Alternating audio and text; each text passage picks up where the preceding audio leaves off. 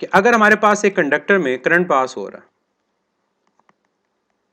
और उस कंडक्टर में करंट पास होने की वजह से मैग्नेटिक फील्ड प्रोड्यूस होती है और वो कंडक्टर पहले से उस जगह पर प्रेजेंट है जहां पर मैग्नेटिक फील्ड भी है, तो ऑब्वियसली जो करंट पास होने की वजह से मैग्नेटिक फील्ड होगी और जो पहले से एग्जिस्टिंग मैग्नेटिक फील्ड होगी वो दोनों आपस में क्या करेंगी, इंटरैक्ट। इंटरैक्ट करने का मतलब होगा कि या तो उन दोनों की डायरेक्शन सेम होगी या डायरेक्शन ऑपोजिट होगी। फॉर एग्जांपल मैं आपको एग्जांपल देता हूं कि मेरे पास एक रीजन है जहां मैग्नेटिक फील्ड इनवर्ड है।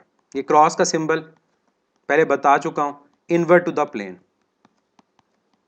ये किसी जगह पर एक एक्सटर्नल मैग्नेटिक फील्ड प्रेजेंट है। यहां पर एक कंडक्टर है जिस कंडक्टर में करंट पास हो रहा है और लेट से उस करंट की जो डायरेक्शन है वो कहां है, वो अपवर्ड है।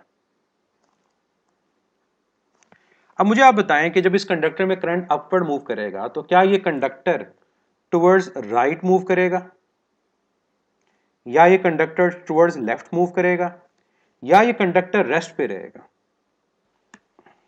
जब करंट पास होगा तो क्या राइट साइड में मैग्नेटिक फील्ड स्ट्रांग होगी, वीक होगी? जब मैं राइट हैंड रूल अप्लाई करूंगा, राइट हैंड रूल के अकॉर्डिंग मेरा जो थंब होगा वो करंट की डायरेक्शन में होगा और मैं फिंगर्स को जब रोटेट करूंगा तो राइट साइड के ऊपर फिंगर्स मूव करेंगी इनवर्ड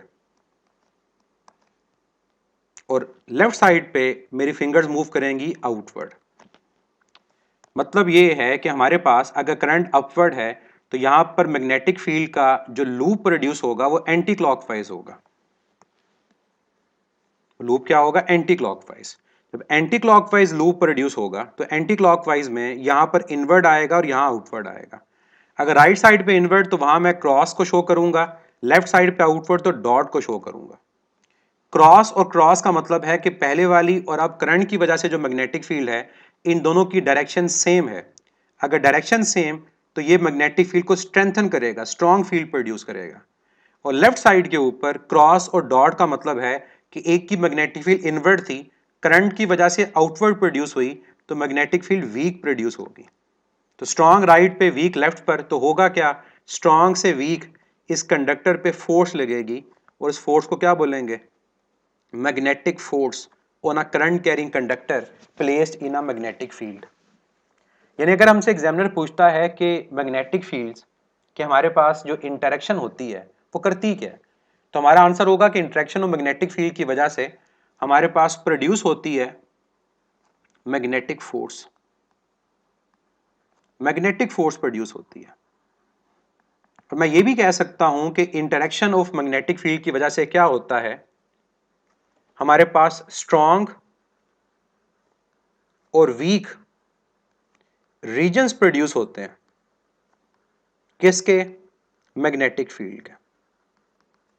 जहां से आप कहते हैं कि स्ट्रॉन्ग से वीक की तरफ कंडक्टर पे क्या लगेगी, मैग्नेटिक फोर्स लगेगी। तो इंटरेक्शन ऑफ मैग्नेटिक फील्ड से रिलेटेड हम दो टॉपिक्स को यहां पर डिस्कस करते हैं। हमारे पास एक टॉपिक जो इंटरेक्शन ऑफ मैग्नेटिक फील्ड से रिलेटेड है वो क्या है, दैट इज मैग्नेटिक फोर्स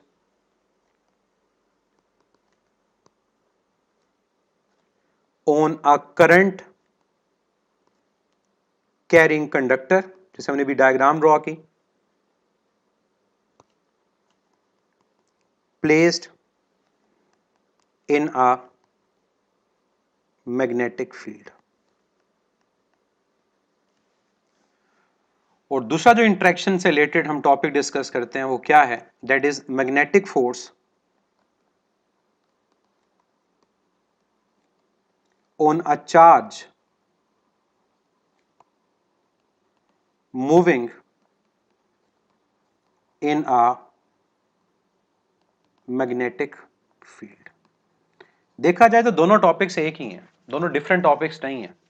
क्योंकि जब हम ये कह रहे हैं कि कंडक्टर में करंट पास हो रहा है तो बेसिकली उस कंडक्टर में हम ये कहते हैं कि कन्वेंशनल करंट अगर बात कर रहे हैं तो पॉजिटिव चार्जेस मूव कहाँ कर रहे हैं, अपवर्ड। और जब पॉजिटिव चार्ज मूव कर रहे हैं अपवर्ड तो पॉजिटिव चार्ज के मूव करने की वजह से उनके अराउंड मैग्नेटिक फील्ड प्रोड्यूस हो रही है और वो magnetic field external magnetic field के साथ इंटरेक्ट करके स्ट्रॉन्ग और weak magnetic field region develop करेगी और हर उस चार्ज के ऊपर उस इंटरेक्शन की वजह से क्या लगेगी, मैग्नेटिक फोर्स। और जब हम उन तमाम चार्जेस की मैग्नेटिक फोर्स का रिजल्टेंट लेते हैं तो वो होता है magnetic force on a current carrying conductor. आपको याद होगा जब आप ये टॉपिक पढ़ते हैं magnetic force on a charge moving in a magnetic field, तो आप क्या करते हैं, आप उसमें ये करते हैं कि अगर आपने मैग्नेटिक फोर्स फाइंड करनी है किसके ऊपर, एक चार्ज के ऊपर,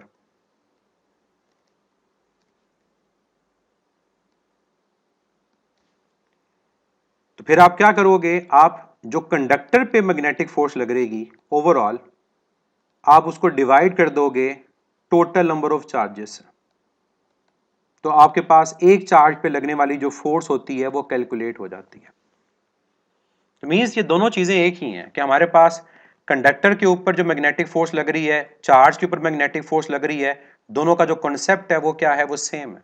तो एग्जामिनर हमसे पूछता है कि magnetic force current carrying conductor पे क्यों लगती है, आंसर होगा हमारा मैग्नेटिक फील्ड की इंटरेक्शन की वजह से।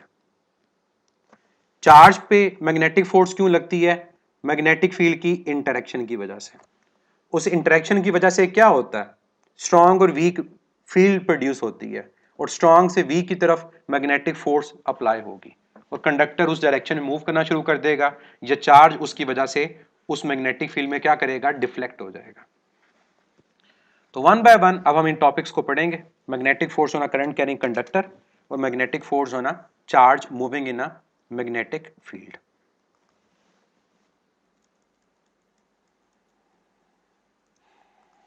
पहले हम बात करते हैं magnetic force on a current carrying conductor placed in a magnetic field.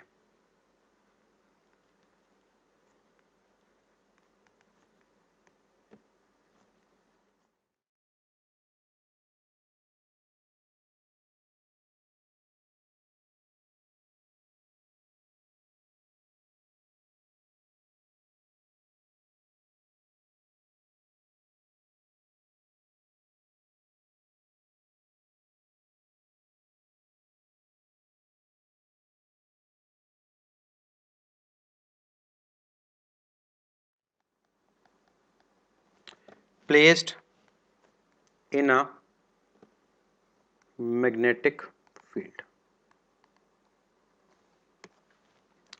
हमसे पूछा जाए इसका कॉज क्या है, तो कॉज हमारे पास मैग्नेटिक फोर्स का आंसर होगा इंटरेक्शन ऑफ मैग्नेटिक फील्ड्स। कौन कौन सी मैग्नेटिक फील्ड इंटरेक्ट करती है जिसकी वजह से हमारे पास स्ट्रॉन्ग और वीक रीजन प्रोड्यूस होगा। तो यहाँ पर अगर हम देखें तो वो कौन कौन सी मैग्नेटिक फील्ड जो आपस में इंटरेक्ट हो रही हैं, एक जो एक्सटर्नल मैग्नेटिक फील्ड है जो हम बुक में देखते हैं कि हॉर्स शू मैग्नेट से हम प्रोड्यूस करते हैं, एक एक्सटर्नल मैग्नेटिक फील्ड है जिसमें कंडक्टर पड़ा हुआ है, और एक कौन सी है, वो मैग्नेटिक फील्ड जो करंट पास होने से प्रोड्यूस होगी, magnetic field due to electric current, और ये अराउंड द कंडक्टर, इनका आपस में इंटरेक्शन होगा और मैग्नेटिक फोर्स प्रोड्यूस होती है। अब बुक में जो केस डिस्कस होता है इससे रिलेटेड वो क्या है, दो कंडक्टिंग रेल्स हैं और फिक्स हैं,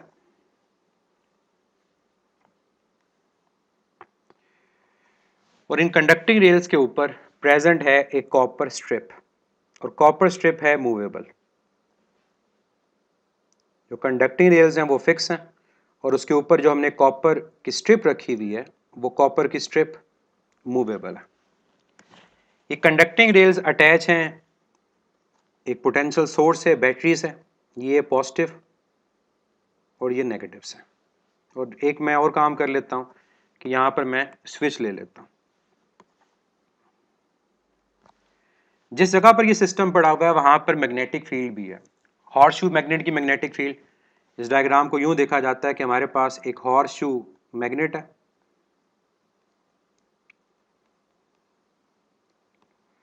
और बेसिकली ये उस जगह पर ये पड़ा हुआ है कि ये दो कंडक्टिंग रेल्स हैं जो बैटरी के साथ अटैच हैं, और ये उसके ऊपर कॉपर स्ट्रिप है।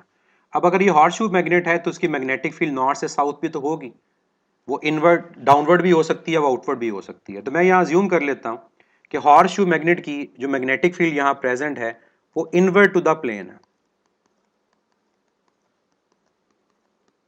ये क्रॉस एक्सटर्नल मैग्नेटिक फील्ड को शो कर रहा है। अब स्विच जब ओपन है तो हमारे पास कंडक्टर में करंट पास नहीं हो रहा, अगर करंट पास नहीं हो रहा मैग्नेटिक फील्ड लाइंस इंटरेक्ट नहीं कर रही, और उनके इंटरेक्ट करने की वजह से किसी भी तरह की मैग्नेटिक फोर्स अप्लाई नहीं हो रही। लेकिन जैसे ही आप सर्किट को क्लोज करोगे तो सर्किट के क्लोज करने की वजह से हमारे पास यहां पर करंट मूव करेगा। अब जब करंट मूव करेगा तो लेट्स से अगर ये एंड ए है और ये बी, तो ये हमारे पास कन्वेंशनल करंट की डायरेक्शन होगी। अब इस करंट के फ्लो करने की वजह से इस कंडक्टर के अराउंड क्या प्रोड्यूस होगी? इस कंडक्टर के अराउंड मैग्नेटिक फील्ड प्रोड्यूस होगी और वो मैग्नेटिक फील्ड पहले वाली मैग्नेटिक फील्ड के साथ इंटरेक्ट करेगी। अब आपने करना क्या है, फिलहाल कोई फ्लेमिंग लेफ्ट हैंड रूल या कोई palm right hand rule apply नहीं करना। जो रूल पहले पढ़ा था कंडक्टर का वो अप्लाई करें। करंट की डायरेक्शन में थंब फिंगर्स को रोटेट करें। जब फिंगर्स को आप रोटेट करेंगे, इस डायग्राम को ड्रॉ करके आपने देखना है, तो आप ये देखेंगे कि हमारे पास जो इसके अराउंड मैग्नेटिक फील्ड का लूप बनेगा उसकी डायरेक्शन कुछ इस किस्म की होगी। इस साइड के ऊपर हमारे पास मैग्नेटिक फील्ड लाइंस दोनों की जो डायरेक्शन है वो क्या है? वो सेम है। करंट की वजह से जो मैग्नेटिक फील्ड है वो भी इनवर्ड है और पहले वाली मैग्नेटिक फील्ड वो भी क्या है? इनवर्ड है। और दूसरी साइड के ऊपर जिस साइड पे बैटरी है वहां पर करंट की वजह से मैग्नेटिक फील्ड अपवर्ड है और पहले वाली मैग्नेटिक फील्ड इनवर्ड है। तो अब आप इजीली देख सकते हैं कि हुआ क्या। करंट पास होने की वजह से हमारे पास मैग्नेटिक फील्ड लाइंस इंटरैक्ट हुई। क्रॉस इनटू क्रॉस का मतलब होगा कि मैग्नेटिक फील्ड यहां स्ट्रॉन्ग प्रोड्यूस हो जाएगी और क्रॉस इनटू डॉट का मतलब होगा कि मैग्नेटिक फील्ड यहां वीक हो जाएगी, कैंसल आउट हो जाएगी। तो स्ट्रॉन्ग और वीक की वजह से हमारे पास अब कंडक्टर पर क्या अप्लाई होगी? Magnetic force. और एग्जामिनर यही पूछता है कि मैग्नेटिक फोर्स की डायरेक्शन क्या है, तो स्ट्रॉन्ग से वीक। तो ये कंडक्टर मूव करना शुरू कर देगा इस मैग्नेटिक फोर्स की वजह से टुवर्ड्स द बैटरी। ये हमारे पास एक तरह की कंडक्टर की क्या होगी? मोशन होगी।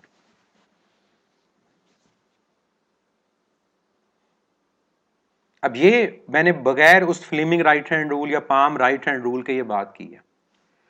अब अगर आप यहां पर अप्लाई करना चाहें रूल्स को तो उन रूल्स को भी अप्लाई कर सकते हैं, लेकिन वो भी बाद में बात करूंगा। अब ये जो मैग्नेटिक फोर्स अप्लाई होती है ये किस पे डिपेंड करती है?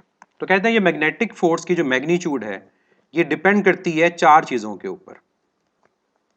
जो मैग्नीट्यूड है मैग्नेटिक फोर्स की on a current carrying conductor, ये चार चीजों पे डिपेंड करती है। Number one, magnitude of current. Number two, length of conductor. Number three, magnetic field in which conductor is placed. ये बताएगा चौथी चीज क्या है जिस पे ये मैग्नेटिक फोर्स की मैग्नीट्यूड डिपेंड करती है। चौथी चीज जो है जिस पे ये डिपेंड करेगा वो करेगा sine of angle between conductor का जो लेंथ वेक्टर है एंड मैग्नेटिक फील्ड। ये वो फैक्टर्स हैं जिसके ऊपर magnitude of magnetic force depend करती है। और जब हम इनको कंबाइन करके लिखते हैं तो magnetic force on a current carrying conductor का जो फार्मूला है वो क्या होता है? वो होता है F M is equal to I L B sine of theta, where theta is the angle between length vector and magnetic field. अब लेंथ वेक्टर कैसे बन गया? जिस डायरेक्शन में चार्जेस मूव कर रहे होंगे, इलेक्ट्रिक फील्ड जिस डायरेक्शन में होगी वो आप लेंथ को एक डायरेक्शन दे देंगे। और जब इसको हम वेक्टर फॉर्म में लिखते हैं F M is equal to I L B sine theta, तो वेक्टर फॉर्म में ये क्या बनेगा? F M is equal to I times L cross B. और जब यहां पर आप क्रॉस प्रोडक्ट को ओपन करेंगे तो ऑब्वियसली यहां पर एक यूनिट वेक्टर आएगा और वो यूनिट वेक्टर क्या होगा? N cap. अब ये जो यूनिट वेक्टर एन कैप है ये हमें बता रहा है किस चीज को? डायरेक्शन ऑफ मैग्नेटिक फोर्स को। और हम जानते हैं कि जहां पर भी क्रॉस प्रोडक्ट आता है उस क्रॉस प्रोडक्ट का जो रिजल्टेंट होता है वो अपने वेक्टर्स के परपेंडिकुलर है। तो डायरेक्शन ऑफ मैग्नेटिक फोर्स की अगर मैं बात करता हूं डायरेक्ट, तो मैं ये कहूंगा कि magnetic force is always perpendicular to vector L and vector B, या perpendicular to the plane having vector L and B. जिस प्लेन में ये वेक्टर हमारे पास होंगे एल और बी, हमेशा हमारे पास मैग्नेटिक फोर्स उसके क्या आएगी? परपेंडिकुलर। अब हमारी इस डायग्राम के मुताबिक ये है लेंथ वेक्टर, और मैग्नेटिक फील्ड है इनवर्ट। तो जब हम L क्रॉस B लेंगे, L पर राइट हैंड को रखकर B की तरफ कर्ल करेंगे तो मैग्नेटिक फोर्स जो आएगी वो क्या आएगी, वो इन दोनों के परपेंडिकुलर आएगी, ये आएगी मैग्नेटिक फोर्स। अगर मैं इसको यूनिट वेक्टर की फॉर्म में रिप्रेजेंट करना चाहूं तो मैं अगर कहता हूं कि मेरा जो लेंथ वेक्टर है वो कहां पर है, वो लेंथ वेक्टर मेरा है अलोंग I। अगर मैं कहता हूं कि मेरी जो मैग्नेटिक फील्ड है वो अलोंग है -J, तो मैग्नेटिक फोर्स किसके अलोंग होगा, K या नेगेटिव K? अगर length vector I unit vector along x axis है, magnetic field along negative y axis है, तो मैग्नेटिक फोर्स किसके अलोंग आएगा, क्या ये नेगेटिव z के अलोंग आएगा या पॉजिटिव z के अलोंग आएगा, क्या यूनिट वेक्टर K आएगा या नेगेटिव K आएगा, जी नेगेटिव K आएगा। कुछ भी ना करें, डायग्राम को देख लें, डायग्राम बनी हुई है, ये डायग्राम है। इस डायग्राम के अकॉर्डिंग आप देख सकते हैं जब L क्रॉस B लेंगे तो आपका थंब जो आएगा वो इनवर्ड आएगा, और थंब इनवर्ड का मतलब होगा कि negative K along negative Z axis. I cross J K होता है, तो I cross negative J negative K होगा। ये उसी तरह से है कि R क्रॉस F और R cross negative F same तो नहीं होते, तो I क्रॉस J अगर K तो I क्रॉस नेगेटिव J क्या होगा, वो नेगेटिव K होगा। इसको यूं आप याद रख सकते हैं कि I क्रॉस J K होता है। अगर I क्रॉस J K तो एक वेक्टर के कोऑर्डिनेट्स रिवर्स कर दो तो ऑटोमेटिकली रिजल्टेंट क्या होएगा, रिवर्स हो जाएगा, और K और नेगेटिव K में एंगल कितना होगा, 180 डिग्री का होगा। अब आए डायरेक्शन ऑफ मैग्नेटिक फोर्स को फाइंड करने के रूल्स की तरफ, कि हम किस तरह से डायरेक्शन ऑफ मैग्नेटिक फोर्स को फाइंड करते हैं। एक तरीका तो हमने देख लिया ऊपर कि स्ट्रांग और वीक रीजन को देखा। अब रूल्स की तरफ आ जाते हैं जिनको आप डायरेक्ट अप्लाई करके मैग्नेटिक फोर्स की डायरेक्शन बता सकते हैं। और पास पेपर में हम अगर देखें तो कई दफ़ा ये क्वेश्चन आ चुके हैं कि डायग्राम गिवन होती है या स्टेटमेंट गिवन होती है और हमने magnetic force on current carrying conductor direction find करनी है।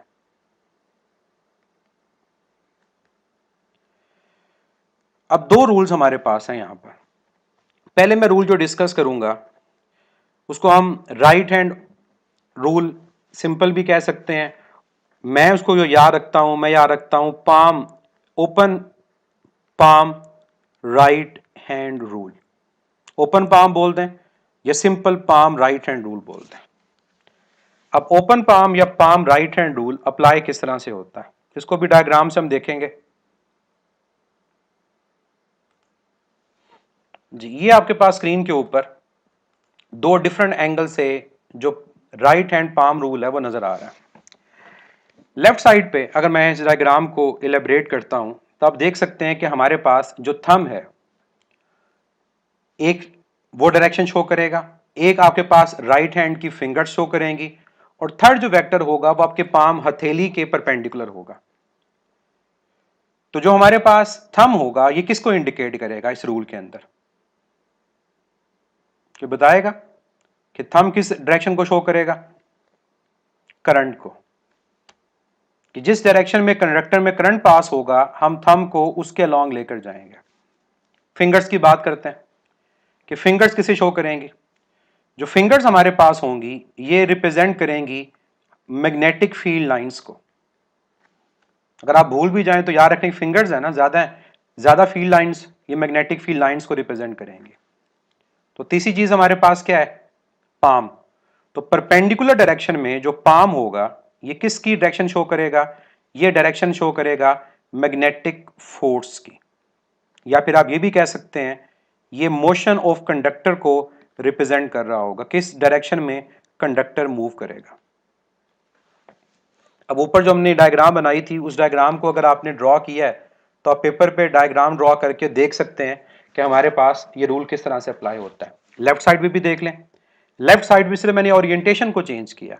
अब यहां भी ओरिएंटेशन चेंज करके रूल सेम होगा कि जो थंब हमारे पास होगा ये थंब किसे शो करेगा, ये थंब शो करेगा करंट की डायरेक्शन को। जो हमारे पास फिंगर्स होंगी ये फिंगर्स किसको शो करेंगी, ये फिंगर्स शो करेंगी मैग्नेटिक फील्ड की डायरेक्शन को। और जो हमारे पास हथेली है ये किसे शो करेगी, ये मैग्नेटिक फोर्स की डायरेक्शन को शो कर रही होगी। ये है पाम राइट हैंड रूल। अब मैं आपको फ्लेमिंग लेफ्ट हैंड रूल बता देता हूं, उसके बाद फिर इसको अप्लाई करेंगे। लेकिन अप्लाई करने से पहले एक बात यहां पर याद रखें कि palm right hand rule apply होगा किस पे, जब हम बात कर रहे होंगे कन्वेंशनल करंट की। किस करंट की बात कर रहे होंगे? कन्वेंशनल करंट की। और आगे जाकर जब चार्जेस की बात करेंगे, तो जब पॉजिटिव चार्जेस के ऊपर हम बात करेंगे तो तब हम पाम राइट हैंड रूल को अप्लाई कर रहे होंगे। अब अगर हम palm right hand rule conventional current के लिए अप्लाई करेंगे तो आप ये कह सकते हैं कि जो पाम लेफ्ट हैंड रूल होगा वो आप अप्लाई किस पे करेंगे? वो नेगेटिव चार्जेस पर अप्लाई करेंगे। या फिर आप ये कह सकते हैं कि वो आप इलेक्ट्रॉनिक करंट पे अप्लाई कर रहे होंगे। अब पाम लेफ्ट हैंड रूल को देखते हैं कि palm left hand rule apply कैसे होगा।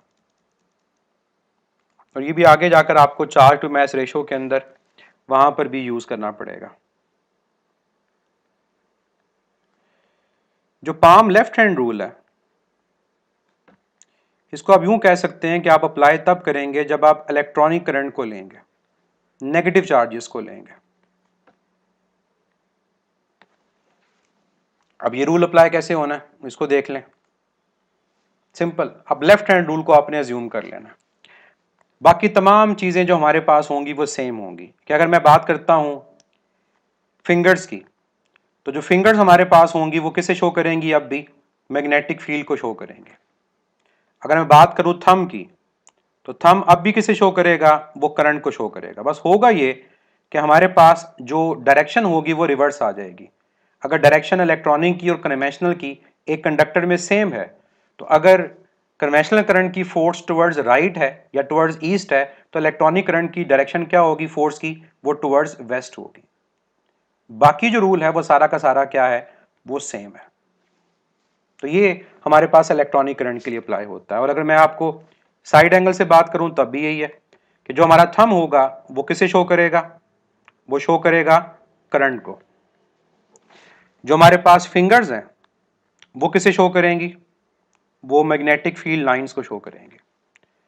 तो जो पाम हमारे पास होगा वो परपेंडिकुलर डायरेक्शन में किसे शो कर रहा होगा? मैग्नेटिक फोर्स को। ये हमारे पास है पाम लेफ्ट हैंड रूल, जो हम इलेक्ट्रॉनिक करंट या फिर नेगेटिव चार्ज के लिए अप्लाई करते हैं। ठीक है जी, चलें अब मैं फ्लेमिंग लेफ्ट हैंड रूल का बता देता हूं आपको कि फ्लेमिंग लेफ्ट हैंड रूल अगर आप अप्लाई करना चाहें, अगर आपको ये राइट हैंड रूल अप्लाई नहीं करना, कई स्टूडेंट ज़्यादा इजी फील करते हैं फ्लेमिंग लेफ्ट हैंड रूल के अंदर, वो आपकी मर्जी है, आप जो रूल अप्लाई करना चाहें। मेन चीज़ ये है कि आपके पास डायरेक्शन सही आनी चाहिए। तो दूसरा रूल हमारे पास डायरेक्शन ऑफ मैग्नेटिक फोर्स के लिए वो है फ्लेमिंग लेफ्ट हैंड रूल। और यहां भी वही बात है कि पाम राइट हैंड रूल अगर आपके पास कन्वेंशनल करंट के लिए है, इसी तरह से फ्लेमिंग लेफ्ट हैंड रूल भी आपका कन्वेंशनल करंट के लिए है। तो फिर रिवर्स आप खुद समझ जाएं कि अगर फ्लेमिंग लेफ्ट हैंड की जगह आप फ्लेमिंग राइट हैंड अप्लाई करोगे तो वो कन्वेंशनल करंट के लिए नहीं होगा, वो इलेक्ट्रॉनिक करंट के लिए होगा।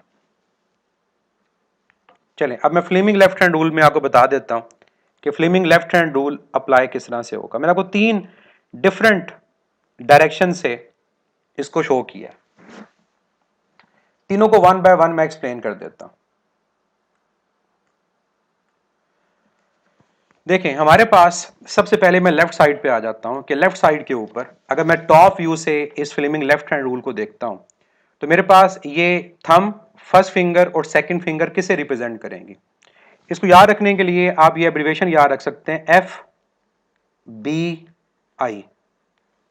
F B I, F for force thumb, B for magnetic field, ये आपके पास क्या है? ये आपके पास फर्स्ट फिंगर है जो इंडेक्स फिंगर होगी, और जो आई है वो करंट, और ये आपके पास क्या है? ये मिडिल फिंगर को शो करेगा। ये सबसे आसान तरीका होता है कि इसको याद रखना है अगर फ्लेमिंग लेफ्ट हैंड रूल को, तो F B I, force, magnetic field और उसके बाद करंट। अब यहां पर इसको रिवाइज कर लें। अगर मैं यहां पर देखता हूं कि मेरे पास सबसे लेफ्ट साइड पे जो डायग्राम है, उस डायग्राम के अंदर ये तीनों जो हमारे पास थंब, फर्स्ट फिंगर और मिडिल फिंगर किसे शो कर रहे हैं, तो जो थंब है परपेंडिकुलर डायरेक्शन में वो किसे शो करेगा, मैग्नेटिक फोर्स को, यानी मोशन ऑफ कंडक्टर को। जो हमारे पास फर्स्ट फिंगर है वो किसे शो करेगी, वो मैग्नेटिक फील्ड डायरेक्शन शो करेगी। और हमारे पास जो सेकंड फिंगर होगी वो किसे रिप्रेजेंट कर रही होगी, वो रिप्रेजेंट कर रही होगी कंडक्टर में करंट की डायरेक्शन को। या अगर पॉजिटिव चार्जेस की बात कर रहे हैं तो पॉजिटिव चार्ज की डायरेक्शन को ये रिप्रेजेंट कर रही होगी। अब आ जाए मिडिल वाली डायग्राम पे, जिसके साथ मैंने शो भी किया हुआ है कि किस तरह से अप्लाई करना है। तो आप देख सकते हैं कि नॉर्थ से साउथ अगर मैग्नेटिक फील्ड लाइंस हैं, तो नॉर्थ से साउथ आपके पास कौन सी फिंगर है, नॉर्थ से साउथ हमारे पास फिंगर है फर्स्ट, और ये किसे रिप्रेजेंट कर रही है, ये मैग्नेटिक फील्ड की डायरेक्शन को रिप्रेजेंट कर रही है। क्योंकि मैग्नेटिक फील्ड जो है वो कहां से कहां है, वो नॉर्थ से साउथ की तरफ होती है। जो हमारे पास मिडिल फिंगर है वो किसको रिप्रेजेंट कर रही है, कंडक्टर में जो पास होने वाला करंट है उसको। वो करंट हम देख सकते हैं कि हमारी तरफ है, out to the plane of paper है। तो इसके अकॉर्डिंग अगर मैं पूछूं कि कंडक्टर कहां मूव करेगा, मैग्नेटिक फोर्स कहां लगेगी, तो थंब कहां है, अपवर्ड। और थंब अगर अपवर्ड है तो ये अपवर्ड डायरेक्शन में हमारे पास किसकी डायरेक्शन है, कंडक्टर की मोशन की, यानी मैग्नेटिक फोर्स की। अब थर्ड वाले को देख लें एक और एंगल से, अगर आपको ये Fleming left hand rule apply करना पड़ जाए। अब इसको अप्लाई करते हुए मैं साथ डायग्राम भी ड्रॉ करता हूं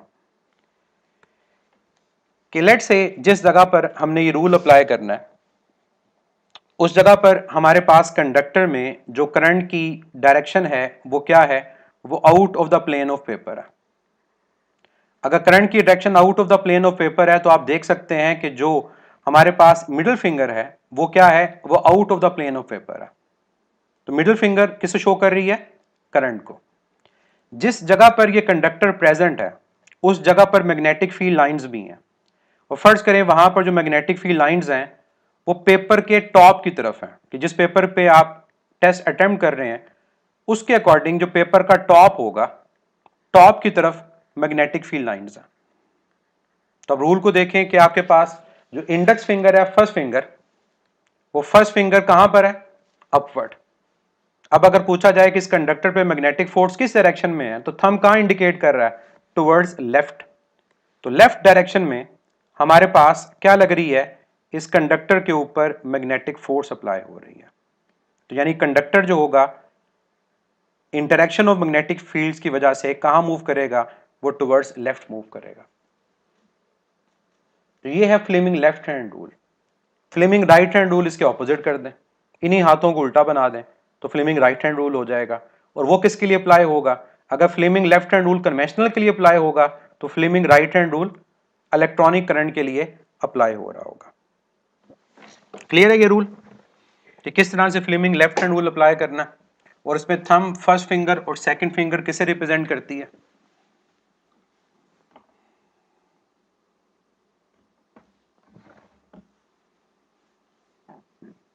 अब मैं आपको फ्लेमिंग राइट हैंड दिखा देता हूं, उसको मैं सिर्फ लेबल नहीं करूंगा, सिर्फ आपको आइडिया हो जाएगा कि किस तरह से हमारे पास ओरिएंटेशन जो होंगी वो चेंज हो जाएंगी।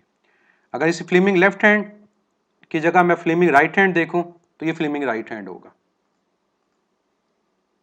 सेम रूल है, बस आपने लेफ्ट की जगह राइट यूज करना है। अब भी थंब फोर्स को, फर्स्ट फिंगर मैग्नेटिक फील्ड को, और सेकंड फिंगर या मिडिल फिंगर किसे शो करेगा, वो करंट को शो करेगा। और सबसे आसान ये होता है कि आप बजाय दो दो हैंड्स को यूज करो कि Fleming left, Fleming right, flat left या पाम राइट, पाम लेफ्ट। आपको अगर गिवन करंट इलेक्ट्रॉनिक हो उसको रिवर्स कर दें, कन्वेंशनल फाइंड कर लें, और जो एक ही रूल आपने याद किया हुआ है उसको अप्लाई करें, आपका आंसर आ जाएगा।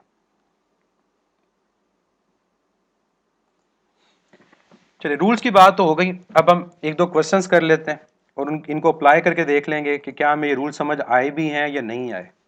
अगर आंसर हमारे ठीक हो जाएंगे इसका मतलब है हमें रूल समझ आ गए हैं। और मैं क्वेश्चंस जो पूछूंगा आपसे, ये 2 क्वेश्चन पूछूंगा और दोनों पहले जो क्वेश्चंस होंगे ये पास पेपर्स के क्वेश्चन है। मैग्नेटिक पोल्स के दरमियान एक करंट कैरिंग कंडक्टर है, ये नॉर्थ पोल, ये साउथ पोल। आपने इसको ड्रॉ इस तरह से करना है या रूल अप्लाई इस तरह से करना है कि जैसे ये पेपर जो आपके सामने है उस पे बनी हुई है डायग्राम, और यहां बीच में हमारे पास एक करंट कैरिंग कंडक्टर है जिसमें करंट की डायरेक्शन हमें गिवन है, वो क्या है, towards top of the paper, कि जो पेपर का टॉप है उसकी तरफ ये करंट की डायरेक्शन है। मैं बार बार कह रहा हूं कि आपने इसको अटेम्प्ट करना है इस तरह से कि जैसे ये पेपर के ऊपर डायग्राम बनी हुई है। आपने ये बताना है कि इस डायग्राम के अकॉर्डिंग मैग्नेटिक फोर्स की डायरेक्शन क्या है।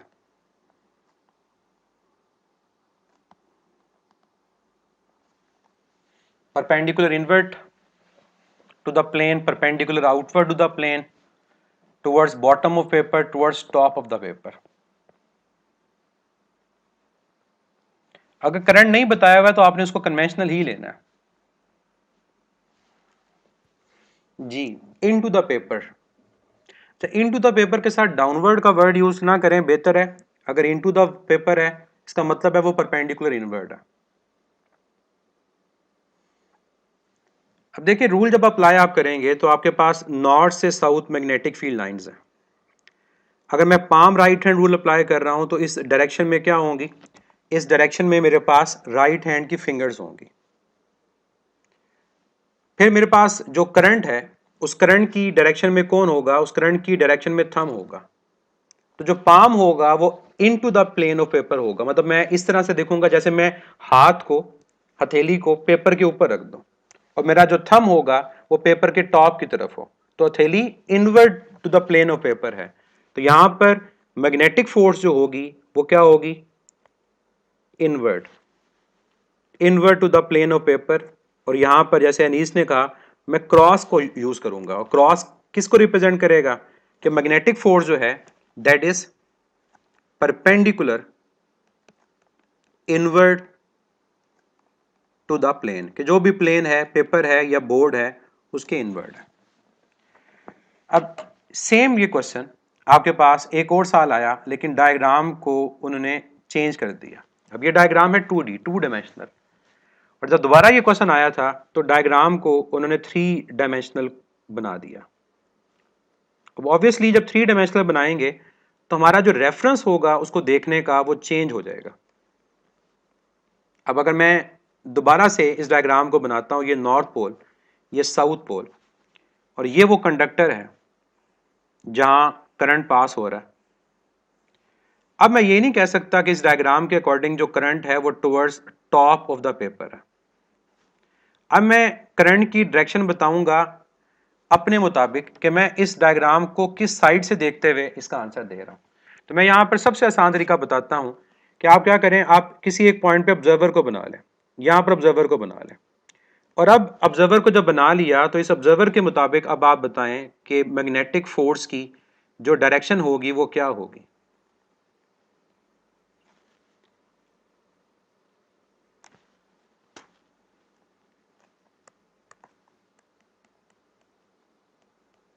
और अब भी जो ऑप्शंस हैं वो सेम है, perpendicular into the plane of paper, perpendicular out to the plane of paper, towards bottom of paper, towards top of paper.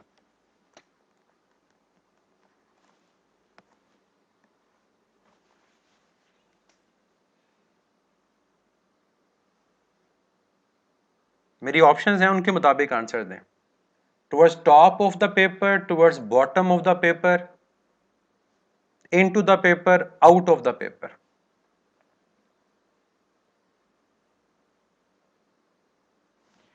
जी, इसका आंसर होगा bottom of the paper, paper के बॉटम की तरफ, क्योंकि मैग्नेटिक फील्ड की direction को अगर हम देखेंगे वो नॉर्थ से साउथ है। इस डायरेक्शन में राइट हैंड की फिंगर्स आ जाएंगी, करंट इस तरफ है, इस तरफ थंब आ जाएगा। जब रूल को अप्लाई करेंगे तो रूल के अकॉर्डिंग जो मैग्नेटिक फोर्स आएगी वो अब आएगी इस डायरेक्शन में, कि अगर तो मैं सामने से इसको देख रहा हूं तो फिर मैं कहूंगा डाउनवर्ड, लेकिन मेरे पास ये डायग्राम बनी होती है पेपर के ऊपर, और पेपर के ऊपर ये एरो किसको रिप्रेजेंट करेगा? पेपर पे ये एरो पेपर के बॉटम को रिप्रेजेंट करेगा, तो इसका आंसर होगा डायरेक्शन ऑफ मैग्नेटिक फोर्स क्या है? Towards bottom of the paper. और ये चीज एक्सिस वाइज भी पूछी जा सकती है, तो फिर आप एक्सिस वाइज भी इसका आंसर दे सकते हैं। एक दो क्वेश्चंस और करते हैं एक्सिस वाइज। मैं आपको बता दूं, और एक्सिस वाइज के अलावा इवन आपसे वो ईस्ट वेस्ट या नॉर्थ साउथ वाइज भी ये क्वेश्चन पूछ सकता है। हमारे पास एक रीजन में मैग्नेटिक फील्ड है into the plane of paper. ये हमारे पास ईस्ट वेस्ट नॉर्थ साउथ, और इवन आप ये भी कह सकते हो X axis negative X axis, Y axis negative Y axis. Inward और बॉटम के अंदर 90 डिग्री है। पेपर का बॉटम और पेपर का इनवर्ट, अगर ये पेपर में ड्रॉ करता हूं तो ये पेपर का बॉटम है, ये पेपर का टॉप है, ये पेपर के आउटवर्ड है और ये पेपर के इनवर्ड है। ये इनवर्ड टू द पेपर है, ये आउटवर्ड टू द पेपर है और परपेंडिकुलर है। ये पेपर का बॉटम है और ये पेपर का टॉप है। तो अगर मैं देखता हूं, सॉरी मैंने उल्टा लिख दिया, ये मेरे पास आउटवर्ड और टॉप कितना एंगल है? 90। अगर ये क्रॉस है, ये इनवर्ड है और ये बॉटम, कितना एंगल है हमारे पास? 90। तो ये डिफरेंट है, पेपर के इनवर्ड पेपर का बॉटम डिफरेंट, आपस में एंगल कितना है इनका? 90 है।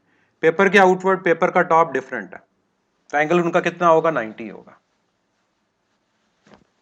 बोथ आर म्यूचुअली परपेंडिकुलर, दोनों म्यूचुअली परपेंडिकुलर है।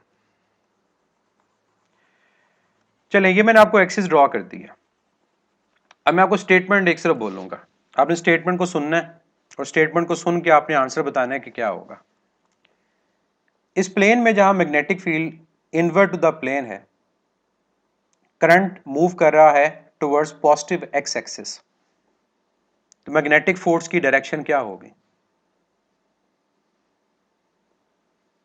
करंट अगर पॉजिटिव एक्स एक्सिस की तरफ मूव कर रहा है तो मैग्नेटिक फोर्स की डायरेक्शन क्या होगी? देखिए सिंपल है कि मैंने अगर यहां पर यह कह दिया कि कंडक्टर में जो करंट की डायरेक्शन है वो कहां है? Towards positive X axis. ये करंट की डायरेक्शन आपके पास आ गई। मैग्नेटिक फील्ड इनवर्ट है, अप्लाई करें राइट हैंड रूल। जब राइट हैंड रूल अप्लाई करेंगे, fingers inward, magnetic field inward. आप यूं भी कह सकते हैं कि मैग्नेटिक फील्ड जो है वो टुवर्ड्स नेगेटिव जी एक्सिस है, करंट टुवर्ड्स एक्स एक्सिस, तो पाम जो है वो अपवर्ड है, और पाम जब अपवर्ड आएगा तो मैग्नेटिक फोर्स की जो डायरेक्शन आएगी वो कहाँ आएगी? अपवर्ड। और अपवर्ड का यहाँ मतलब क्या है? यहाँ मतलब है अपवर्ड का टुवर्ड्स पॉजिटिव वाई एक्सिस। ये मैग्नेटिक फोर्स की डायरेक्शन होगी। अगर सेम डायग्राम में मैं आपको ये कहता हूं कि करंट की डायरेक्शन अलोंग जी एक्सिस है, करंट की डायरेक्शन अलोंग जी एक्सिस है, तब मैग्नेटिक फोर्स कहां आएगी? अगर इसी क्वेश्चन में करंट अलोंग पॉजिटिव जी एक्सिस है तो तब मैग्नेटिक फोर्स की डायरेक्शन क्या आएगी? इस डायग्राम के अकॉर्डिंग जो मैग्नेटिक फील्ड है वो इनवर्ड है।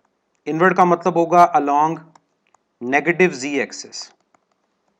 मैं आपको कह रहा हूं कि करंट कहां है? अलोंग पॉजिटिव जी एक्सिस। मुझे बताएं नेगेटिव जी एक्सिस और पॉजिटिव जी एक्सिस में एंगल कितना है, या ये बताएं कि मैग्नेटिक फील्ड और करंट के दरमियान एंगल कितना है? एंगल है 180। मैग्नेटिक फोर्स का फार्मूला होता है F M is equal to I L B sine theta. तो sine theta sine 180, sine 180 zero, magnetic force zero, magnetic force नहीं होगी, नो फोर्स। आप किस तरह से रूल अप्लाई कर रहे हैं? आप अपने राइट हैंड रूल को अप्लाई करें। क्या आपका थंब फिंगर्स के ऑपोजिट जा सकता है? तोड़ के जाएगा, वैसे तो नहीं जाएगा कि थंब को तोड़ें और तोड़कर फिंगर्स के ऑपोजिट लगा दें उसको। आप जब राइट हैंड रूल को अप्लाई करते हैं तो राइट हैंड रूल अप्लाई करते हुए आप ये देखते हैं कि आपके पास जो थंब है और जो फिंगर्स हैं वो क्या हैं? वो परपेंडिकुलर हैं आपस में। और हमारे पास अगर वो परपेंडिकुलर हैं तो परपेंडिकुलर होंगे तो आपके पास रूल अप्लाई होगा। अब किस तरह से थंब को फिंगर्स के ऑपोजिट ले जाएंगे, ये मैग्नेटिक फील्ड है, ये करंट है, तो या तो इनके दरमियान एंगल 90 डिग्री हो या इनके दरमियान एंगल 90 और 0 के दरमियान हो, तब जाकर आप कहेंगे कि परपेंडिकुलर डायरेक्शन में हमारे पास मैग्नेटिक फोर्स अप्लाई होगी। मेरे इस क्वेश्चन में मैग्नेटिक फील्ड इनवर्ड है। अनीस गिल ने ऊपर एंगल के बारे में क्या कहा था कि लेंथ वेक्टर को हम कैसे वेक्टर देते हैं, जिस डायरेक्शन में चार्ज मूव करेगा, और जिस डायरेक्शन में चार्ज मूव करेगा उस डायरेक्शन में करंट होगा। तो ये वो कंडक्टर है जो मैंने ड्रॉ किया, और इस कंडक्टर को आप देख रहे हैं तो करंट की डायरेक्शन आउटवर्ड है, मैंने डॉट लगाया, करंट आपकी तरफ है, मैग्नेटिक फील्ड इनवर्ड है, दोनों के दरमियान एंगल कितना है, एंगल 180 है, तो मैग्नेटिक फोर्स क्या है, वो 0 है। तो जबरदस्ती रूल अप्लाई नहीं करना, ये देख लेना कि एंगल क्या है। तो अगर एंगल हमारे पास होगा 90 और 0 के दरमियान तो रूल अप्लाई करें, और अगर एंगल आपका 0 या 180 है तो फिर रूल अप्लाई करने की जरूरत नहीं है, मैग्नेटिक फोर्स एग्जिस्ट ही नहीं करेगी।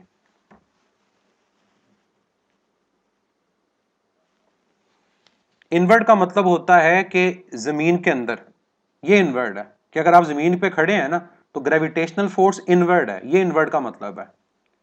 और जो नॉर्मल डायरेक्शन फोर्स है वो क्या है, वो आउटवर्ड है। ये सिंपल इनवर्ड और आउटवर्ड का मतलब है कि अगर कोई बंदा जमीन पे खड़ा हो जाता है तो जमीन के इनवर्ड कौन सी फोर्स लग रही है, जमीन के इनवर्ड फोर्स लग रही है ग्रेविटेशनल फोर्स। ये है प्लेन के इनवर्ड, परपेंडिकुलर इनवर्ड। और इसके परपेंडिकुलर डायरेक्शन में जो फोर्स लग रही है उस आदमी के ऊपर, वो कौन सी है, वो नॉर्मल डायरेक्शन है। और नॉर्मल डायरेक्शन क्या है, वो आउटवर्ड है। ये इनवर्ड और आउटवर्ड का मतलब है। और अगर जमीन को एक प्लेन के तौर पे लेंगे कि ये एक प्लेन है, तो इनवर्ड के लिए मैं क्या लगाऊंगा, क्रॉस, और आउटवर्ड के लिए मैं क्या लगाऊंगा, डॉट। इसमें क्या मसला है इनवर्ड आउटवर्ड में।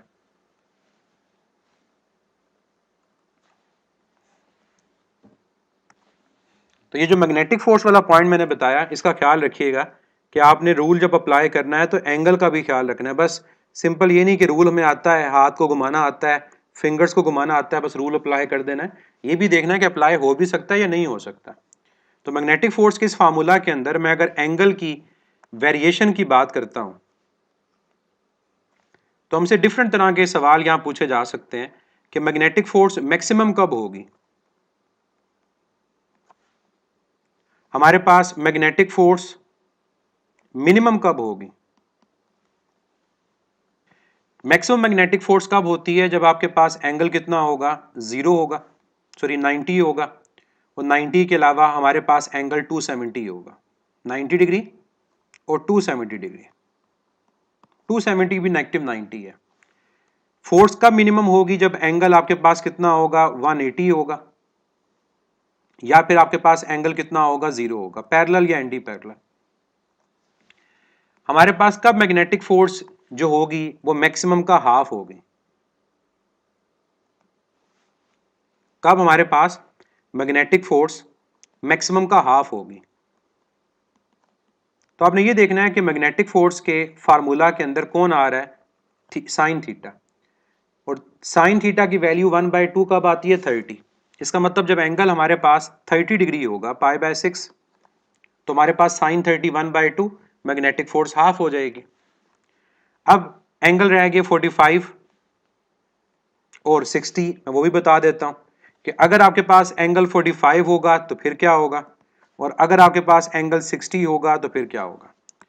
अगर एंगल 45 होगा, साइन 45 1/2, तो जो मैग्नेटिक फोर्स होगी वो 1/√2 टाइम्स होगी मैक्सिमम फोर्स के, और 1/√2 का मतलब होता है 0.707, ऑलमोस्ट आप कह सकते हो 70%, कि 30 पर अगर 50% है तो 45 पे कितना है, 70% है।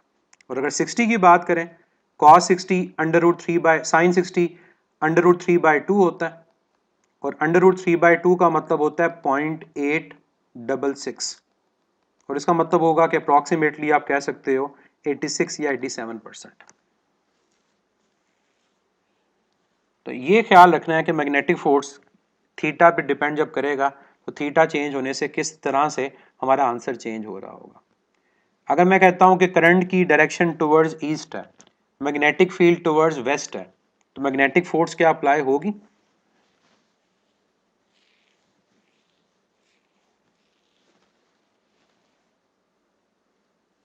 जी नो। क्यों? ईस्ट और वेस्ट के दरमियान एंगल कितना है? 180 है, और ईस्ट और वेस्ट में अगर एंगल 180 है, साइन 180 जीरो, मैग्नेटिक फोर्स की जो वैल्यू आएगी वो भी जीरो आएगी। तो इस फार्मूला से रिलेटेड न्यूमेरिकल्स अगर आते हैं वो भी आप सॉल्व कर सकते हैं, कोई मुश्किल चीज़ इसमें नहीं है। फार्मूला में आसान से वेरिएबल्स हैं, करंट है, लेंथ वेक्टर है, मैग्नेटिक फील्ड है, और angle between length vector and magnetic field है। अप्लाई करेंगे आपका आंसर आ जाएगा। और अगर आपसे क्वेश्चन पूछा जाए कि magnetic force per unit length, magnetic force per unit length on a current carrying conductor is equal to,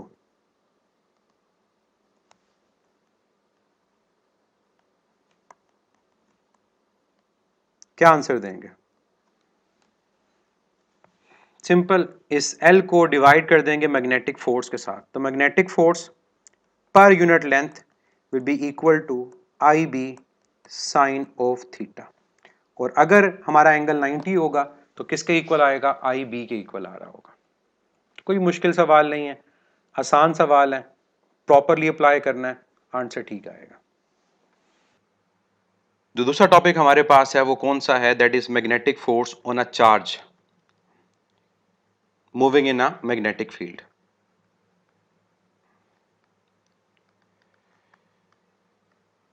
कि अगर एक चार्ज हमारे पास मूव कर रहा हो किसी मैग्नेटिक फील्ड के अंदर, तो उस चार्ज के ऊपर भी मैग्नेटिक फोर्स अप्लाई होती है। लेकिन यहां पर एक बात याद रखिएगा कि चार्ज का मूव करना जरूरी है। अगर हमारे पास चार्ज रेस्ट पर होगा, चाहे हम जितनी मर्जी मैग्नेटिक फील्ड प्रोवाइड कर दें, हम चाहे मैग्नेटिक फील्ड को वेरी करना शुरू कर दें, अगर हमारे पास चार्ज मोशन में नहीं है तो उस पर कोई भी मैग्नेटिक फोर्स अप्लाई नहीं होगी। तो यहाँ पर सिर्फ मैग्नेटिक फील्ड का होना ज़रूरी नहीं है, यहाँ पर चार्ज का मोशन का होना भी ज़रूरी है। और फिर चार्ज की मोशन भी एक पर्टिकुलर एंगल के ऊपर। अगर फर्ज करें हमारे पास चार्ज मैग्नेटिक फील्ड के पैरेलल और एंटी पैरेलल मूव करता है, तो चाहे जितनी मर्जी स्ट्रॉन्ग फील्ड प्रोवाइड कर दें, चाहे वेरिएबल फील्ड प्रोवाइड कर दें, हमारे पास मैग्नेटिक फोर्स अप्लाई नहीं होती। तो ये चीज़ें हम इस टॉपिक में डिस्कस करेंगे। कल हमने कंडक्टर पॉइंट ऑफ व्यू से बात तो कर ली थी कि कंडक्टर के अंदर भी चार्जेस मूव कर रहे होते हैं। अब वो जो चार्जेस हमारे पास मूव कर रहे होते हैं, उन चार्ज के मूव करने की वजह से उनके अराउंड मैग्नेटिक फील्ड प्रोड्यूस होती है। वो मैग्नेटिक फील्ड इंटरेक्ट करती है, जिसकी वजह से कंडक्टर पे मैग्नेटिक फोर्स अप्लाई होती है। उसको मैं अगर रिवाइज करवा दूं तो कुछ इस किस्म से हम उसको डिस्कस करते हैं कि लेट से एक रीजन में magnetic field perpendicular invert to the plane है। अब इस रीजन में हमारे पास क्या प्रेजेंट है? कंडक्टर प्रेजेंट है। अब इस कंडक्टर की लेंथ को देखें तो कंडक्टर की लेंथ मैग्नेटिक फील्ड के परपेंडिकुलर है। इसका मतलब यहां पर मैग्नेटिक फोर्स प्रोड्यूस होगी, कंडक्टर मूव करेगा। अब जिस कंडक्टर की हम बात कर रहे हैं उस कंडक्टर के इन साइड भी तो चार्जेस हैं। कि लेट से अगर इस कंडक्टर में इस डायरेक्शन में करंट प्रोड्यूस होता है, तो current rate of flow of charges है, तो उसमें चार्ज भी तो मूव कर रहे होंगे। अगर कन्वेंशनल करंट ले रहे हैं तो ये पॉजिटिव चार्जेस हैं जो मूव कर रहे हैं, और चार्ज के मूव करने की वजह से हमारे पास जब इलेक्ट्रिक फ्लक्स चेंज होगा तो क्या प्रोड्यूस होगी? उसके अराउंड मैग्नेटिक फील्ड प्रोड्यूस होगी। तो मीन्स चार्ज की मोशन की वजह से हमारे पास कंडक्टर के अराउंड मैग्नेटिक फील्ड प्रोड्यूस होती है। अब इस मैग्नेटिक फील्ड की अगर मैं डायरेक्शन को देखूं तो लोअर साइड के ऊपर मैग्नेटिक फील्ड इनवर्ड है, और अपर साइड के ऊपर जो लूप कंप्लीट होगा मैग्नेटिक फील्ड कहाँ है? आउटवर्ड है। इनवर्ड के लिए डॉट, आउटवर्ड के लिए क्या यूज करेंगे? Sorry cross. आउटवर्ड के लिए क्या यूज करेंगे? डॉट। तो हम क्या देख रहे हैं कि लोअर रीजन के ऊपर क्रॉस डॉट से मिल रहा है, मैग्नेटिक फील्ड क्या होगी? स्ट्रॉन्ग। अप साइड के ऊपर मैग्नेटिक फील्ड क्या होगी? वीक। तो इन चार्ज के मैग्नेटिक फील्ड में मूव करने की वजह से इन चार्जेस के ऊपर अप्लाई होगी मैग्नेटिक फोर्स। अगर हम एक सिंगल चार्ज लेंगे तो ये magnetic force on a charge moving in a magnetic field है, और अगर हम तमाम चार्जेस की फोर्स का सम लेंगे तो that is magnetic force on a conductor. और ये बात मैंने यूं कही थी कि अगर हमें मैग्नेटिक फोर्स फाइंड करनी है ऑन अ सिंगल चार्ज तो हम क्या करेंगे? हमारा जो कल फार्मूला था मैग्नेटिक फोर्स ऑन कंडक्टर का, हम उसको डिवाइड कर देंगे किससे, टोटल नंबर ऑफ चार्जेस है। तो ये भी फार्मूला आपने याद रखना है, आपसे एमसीक्यूज में और इवन न्यूमेरिकल बेस्ड क्वेश्चन में पूछा जा सकता है कि अगर हमें कंडक्टर की फोर्स गिवन है जो I into L cross B से शो होती है, और अगर हम इसको डिवाइड कर दें नंबर ऑफ चार्जेस से, वो गिवन है, तो हम क्या फाइंड कर सकते हैं, हम सिंगल चार्ज पे मैग्नेटिक फोर्स को कैलकुलेट कर सकते हैं।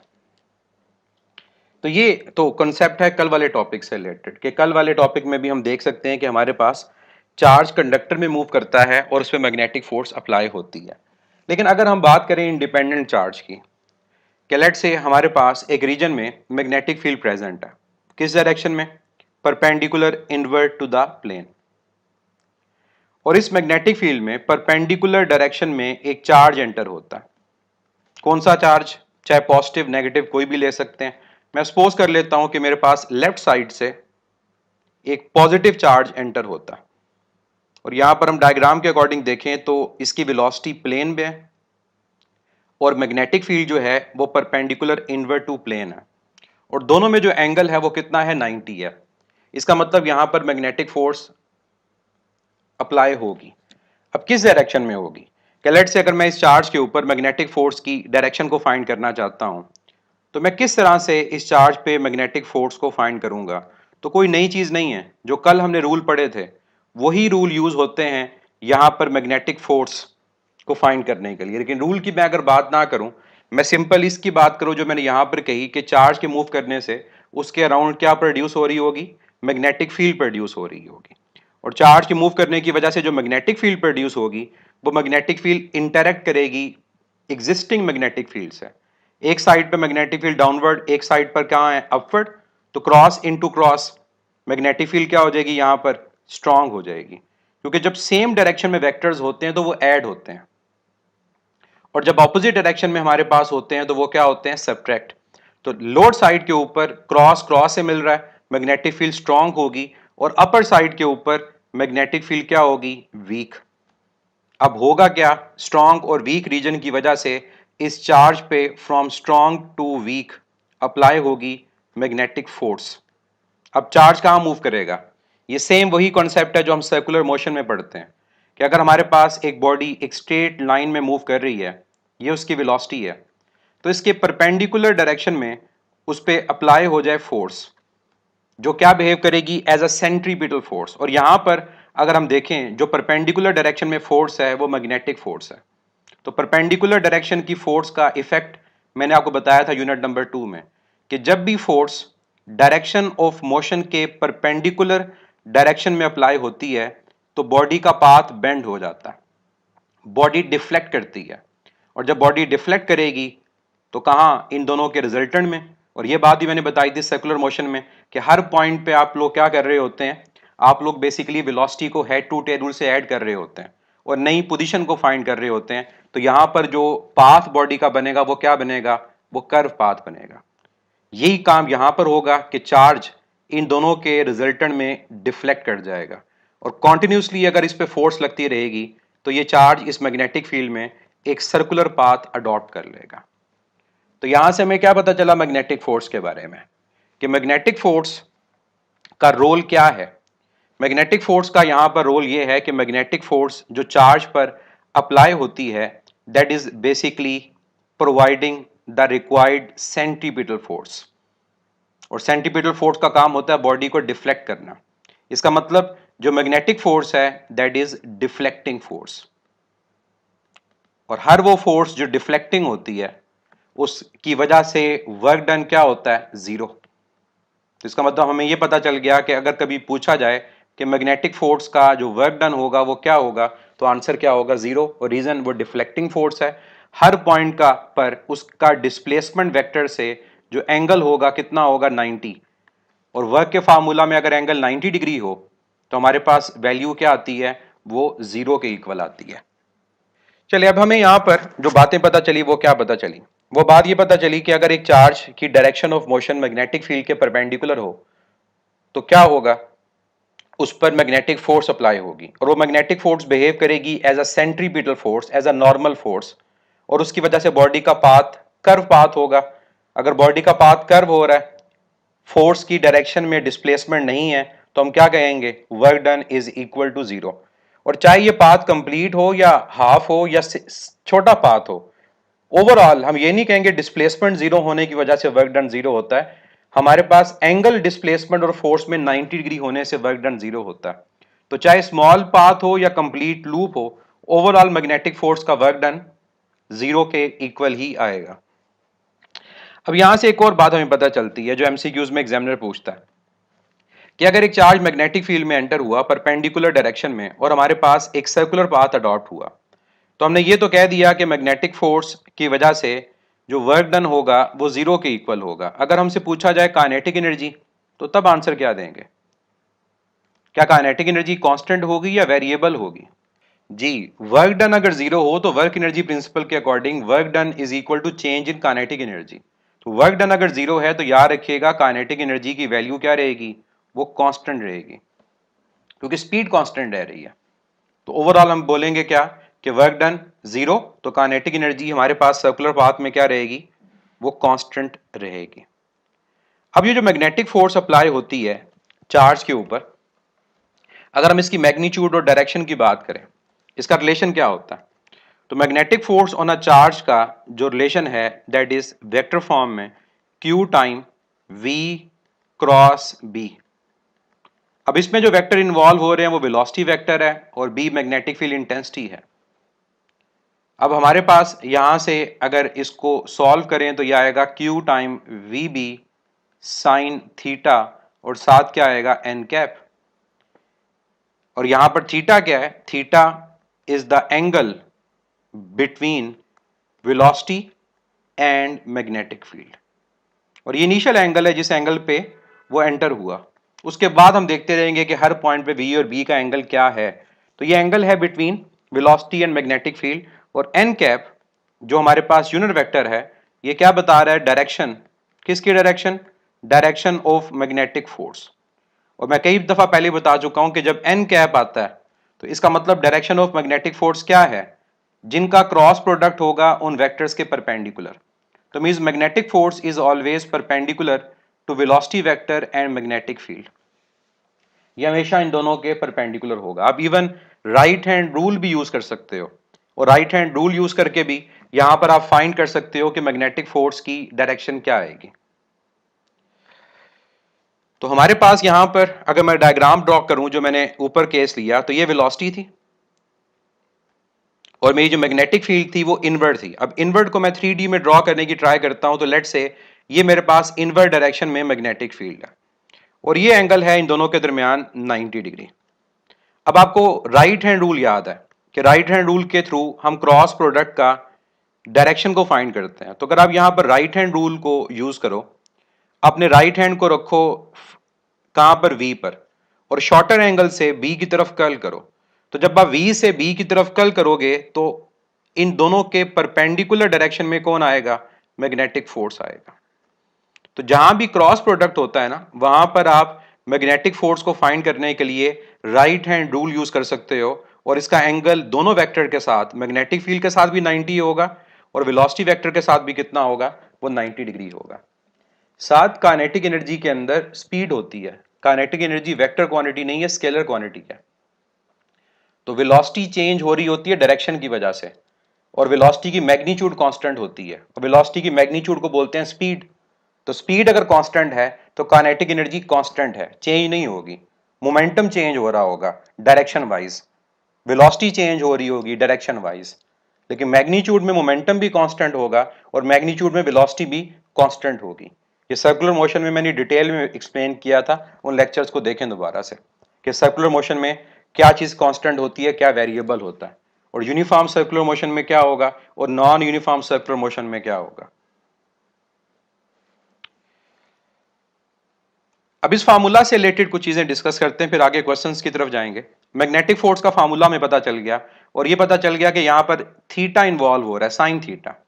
तो वही जो हमने बात की थी मैग्नेटिक फोर्स के फार्मूला के हवाले से कि किस एंगल के ऊपर मैग्नेटिक फोर्स मैक्सिमम, किस पे मिनिमम, उन्हीं को रिवाइज करते हैं।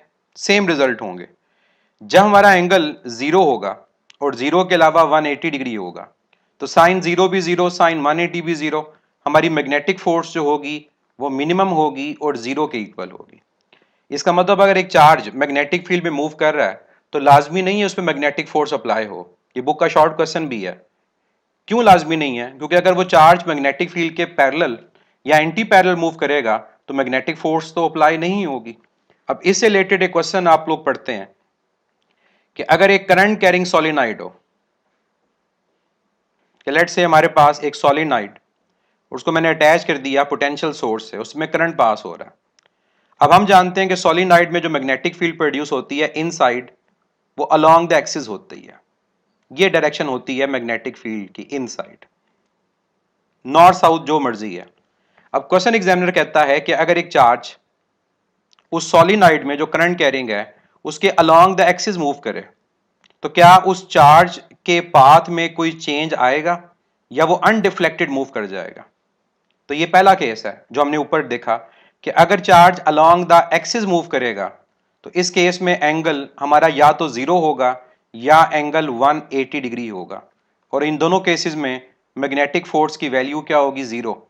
मतलब उसकी वेलोसिटी चेंज नहीं होगी, ना मैग्नीट्यूड वाइज ना डायरेक्शन वाइज, उसकी वेलोसिटी ओवरऑल सेम रहेगी, अनडिफ्लेक्टेड पास कर जाएगा। और चाहे ये प्रोटॉन है या इलेक्ट्रॉन है, चाहे along the electric field move करे या अगेंस्ट मूव करे, दोनों केसेस में सेम रिजल्ट होगा। दूसरा केस हम ये देखते हैं कि हमारे पास अगर एंगल 90 डिग्री हो, तो याद रखें 90 पे साइन की वैल्यू 1 होती है, तो 90 डिग्री पर मैग्नेटिक फोर्स की वैल्यू क्या होगी? मैक्सिमम। और किसके इक्वल होगी? Q टाइम VB के। और अगर हमारा एंगल 30 डिग्री हो, साइन 31/2, इसका मतलब मैग्नेटिक फोर्स की वैल्यू मैक्सिमम वैल्यू के हाफ हो जाएगी। या आप यूं भी कह सकते हो आपका आंसर QVB डिवाइड बाय 2 आ जाएगा। अगर हमारा एंगल 45 डिग्री होगा, साइन 45 1/√2 होता है, हमारी magnetic force 1/√2 time maximum force आ जाएगी। यानी मैं इसको यूं भी लिख सकता हूं QVB डिवाइड बाय √2। और लास्ट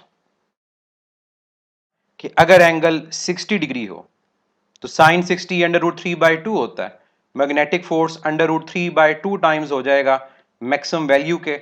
और इसको हम लिख सकते हैं √3 QVB डिवाइड बाय 2। और परसेंटेज में खुद लिख लीजिएगा, वो आपको पता है कि 60 पर 86%, ऑलमोस्ट 45 पे 70%, 30 पे 50%।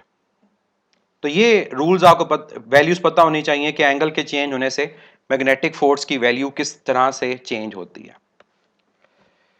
एक और क्वेश्चन जो यहां पर आपसे पूछा जा सकता है कि वो कौन कौन सी कंडीशंस हैं कि हमारे पास मैग्नेटिक फोर्स जीरो हो। तो पॉसिबल कंडीशंस की अगर मैं बात करता हूं कि पॉसिबल कंडीशंस मैग्नेटिक फोर्स के जीरो होने की, यानी जो फार्मूला हम पढ़ रहे हैं उसकी वैल्यू जीरो कब आएगी? पहली ऑप्शन ये है कि हमारे पास न्यूट्रल बॉडी मैग्नेटिक फील्ड में एंटर हो। न्यूट्रॉन की बात जैसे कर लें, अल्फा बीटा गैमा। अगर मैं रेडिएशंस की बात करूं तो अल्फा बीटा पे तो चार्ज होता है लेकिन गैमा पे चार्ज नहीं होता, मींस हमारा जो चार्ज है वो जीरो है। सेकंड चीज ये हो सकती है कि हमारी जो वेलोसिटी है वो जीरो हो। और वेलोसिटी जीरो के होने का मतलब ये होगा कि जो बॉडी है वो रेस्ट पर है। अब जो मर्जी कर लें मैग्नेटिक फील्ड के साथ, हमारे पास वो चार्ज मूव नहीं करेगा। तीसरी पॉसिबिलिटी क्या है? तीसरी पॉसिबिलिटी ये है कि मैग्नेटिक फील्ड प्रेजेंट ना हो उस जगह पर, और हम चार्ज को मूव करवा रहे हैं लेकिन मैग्नेटिक फील्ड प्रेजेंट नहीं है, मैग्नेटिक फोर्स जीरो। और चौथी पॉसिबिलिटी क्या है कि हमारे पास एंगल जीरो हो या 180 हो। किसके दरमियान? कि अगर जो चार्ज पार्टिकल है वो मूव तो कर रहा है लेकिन मैग्नेटिक फील्ड के क्या मूव कर रहा है? अलोंग। या वो चार्ज पार्टिकल मूव तो कर रहा है लेकिन मैग्नेटिक फील्ड के अगेंस्ट। तो इन दोनों केसेस में भी मैग्नेटिक फोर्स की जो वैल्यू होगी वो जीरो होगी। तो ये कंडीशंस आप लोगों को पता होनी चाहिए कि क्या क्या कंडीशंस हैं कि हमारे पास मैग्नेटिक फोर्स की वैल्यू जीरो है। अब आ जाते हैं पाथ के ऊपर कि हमारे पास जो पाथ होता है चार्ज का मैग्नेटिक फील्ड के अंदर वो कैसा होगा? क्या हमेशा सर्कुलर होगा?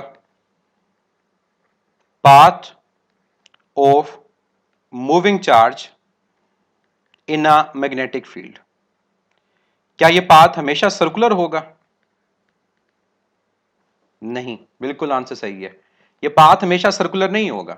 जो पाथ हमारे पास होता है मूविंग चार्ज का, ये क्या करता है, दैट डिपेंड्स ऑन द, ये डिपेंड करेगा किस पर, डिपेंड्स ऑन एंगल थीटा, किसके दरमियान, जो मोशन है और जो हमारी पास मैग्नेटिक फील्ड है, इन पे डिपेंड कर रहा होगा। ये वही केस है जो मैंने आपको चैप्टर नंबर 2 यूनिट नंबर 2 में बताया था इफेक्ट ऑफ फोर्स का, कि इफेक्ट ऑफ फोर्स क्या है, क्या फोर्स डायरेक्शन ऑफ मोशन के अलोंग है या परपेंडिकुलर है। अब यहां पर दो केसेस आ जाते हैं, 0 180 तो निकल गया क्योंकि उस पर तो डिफ्लेक्ट ही नहीं करेगा। अब वो दो केसेस क्या क्या आ जाते हैं, या तो हमारे पास एंगल जो होगा वो 90 डिग्री होगा, और या फिर हमारे पास एंगल 90 डिग्री नहीं होगा। 90 डिग्री ना होने का मतलब यह है कि हमारा एंगल 0 डिग्री से ग्रेटर होगा लेकिन 90 डिग्री से लेसर होगा। तो याद रखें कि हमारे पास अगर वेलोसिटी और मैग्नेटिक फील्ड में एंगल 90 हो तो इस केस में हमारा जो पाथ बनेगा मैग्नेटिक फील्ड में वो सर्कुलर पाथ बनेगा। यानी अगर मैं एक रीजन की बात करता हूं कि ये एक रीजन है जहां मैग्नेटिक फील्ड परपेंडिकुलर इनवर्ड है, और मैंने यहां पर एक पॉजिटिव चार्ज को एंटर करवाया मैग्नेटिक फील्ड के परपेंडिकुलर, तो क्या होगा, इसके एंटर होने पर इस चार्ज पर अप्लाई होगी मैग्नेटिक फोर्स, कहां पर, इस वेलोसिटी के परपेंडिकुलर, और ये परपेंडिकुलर फोर्स क्या करेगी, उसके पाथ को डिफ्लेक्ट करेगी और वो उस मैग्नेटिक फील्ड के अंदर एक सर्कुलर पाथ को अडॉप्ट करेगा। तो सर्कुलर पाथ कब होगा, जब हमारे पास मैग्नेटिक फील्ड और वेलोसिटी के दरमियान एंगल कितना होगा, 90 डिग्री होगा। लेकिन अगर ये एंगल 90 डिग्री नहीं है, यानी हमारे पास चार्ज जो एंटर हुआ वो मैग्नेटिक फील्ड के साथ किसी एंगल पे एंटर हुआ, तब क्या होगा, याद रखिएगा, तब हमारा जो पाथ होता है वो हेलिकल होता है। जैसे आपके पास स्प्रिंग होता है, हेलिकल स्प्रिंग, उस किस्म का ये पाथ डेवलप होगा। मींस अगर एक चार्ज पार्टिकल एंटर हुआ और उसका जो एंगल है वो 90 डिग्री नहीं है, मैग्नेटिक फील्ड के साथ उसका जो एंगल है कि लेट से थीटा है, तो क्या होगा, वो चार्ज एक हेलिकल पाथ में मूव करेगा, यूं, और यूं मूव करता हुआ वो फॉरवर्ड आगे जाता जाएगा जब तक उस जगह पर मैग्नेटिक फील्ड प्रेजेंट है। तो ये चीज याद रखनी है आप लोगों ने केसेस में कि हमें एंगल का पता होना चाहिए, और उस एंगल की बेस पर हम बताएंगे कि पाथ क्या सर्कुलर है या हेलिकल है। अब मैं यहाँ पर एक क्वेश्चन पूछा करता हूँ, ये कंडीशंस अब आपके साथ लिखी हुई हैं, अब इन कंडीशंस को माइंड में रखते हुए आप इस क्वेश्चन का आंसर दीजिएगा कि लेट से हमारे पास एक चार्ज एंटर हुआ मैग्नेटिक फील्ड में। अब चार्ज मैग्नेटिक फील्ड में एंटर हुआ और स्टेटमेंट ये लिखता है, if one of the rectangular component of velocity is perpendicular to magnetic field, कि अगर एक चार्ज मैग्नेटिक फील्ड में एंटर हुआ और उसका वेलोसिटी का एक कंपोनेंट, कोई भी एक, वो कौन सा है उसकी बात नहीं वो कर रहा, कोई एक कंपोनेंट है, वो क्या है, वो परपेंडिकुलर है किसके, मैग्नेटिक फील्ड के। तो इस केस में हमारा जो पाथ होगा क्या वो सर्कुलर होगा या वो पाथ हेलिकल होगा।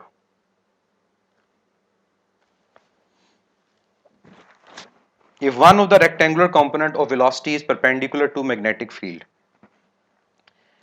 then the path followed by the charge in magnetic field is circular or helical.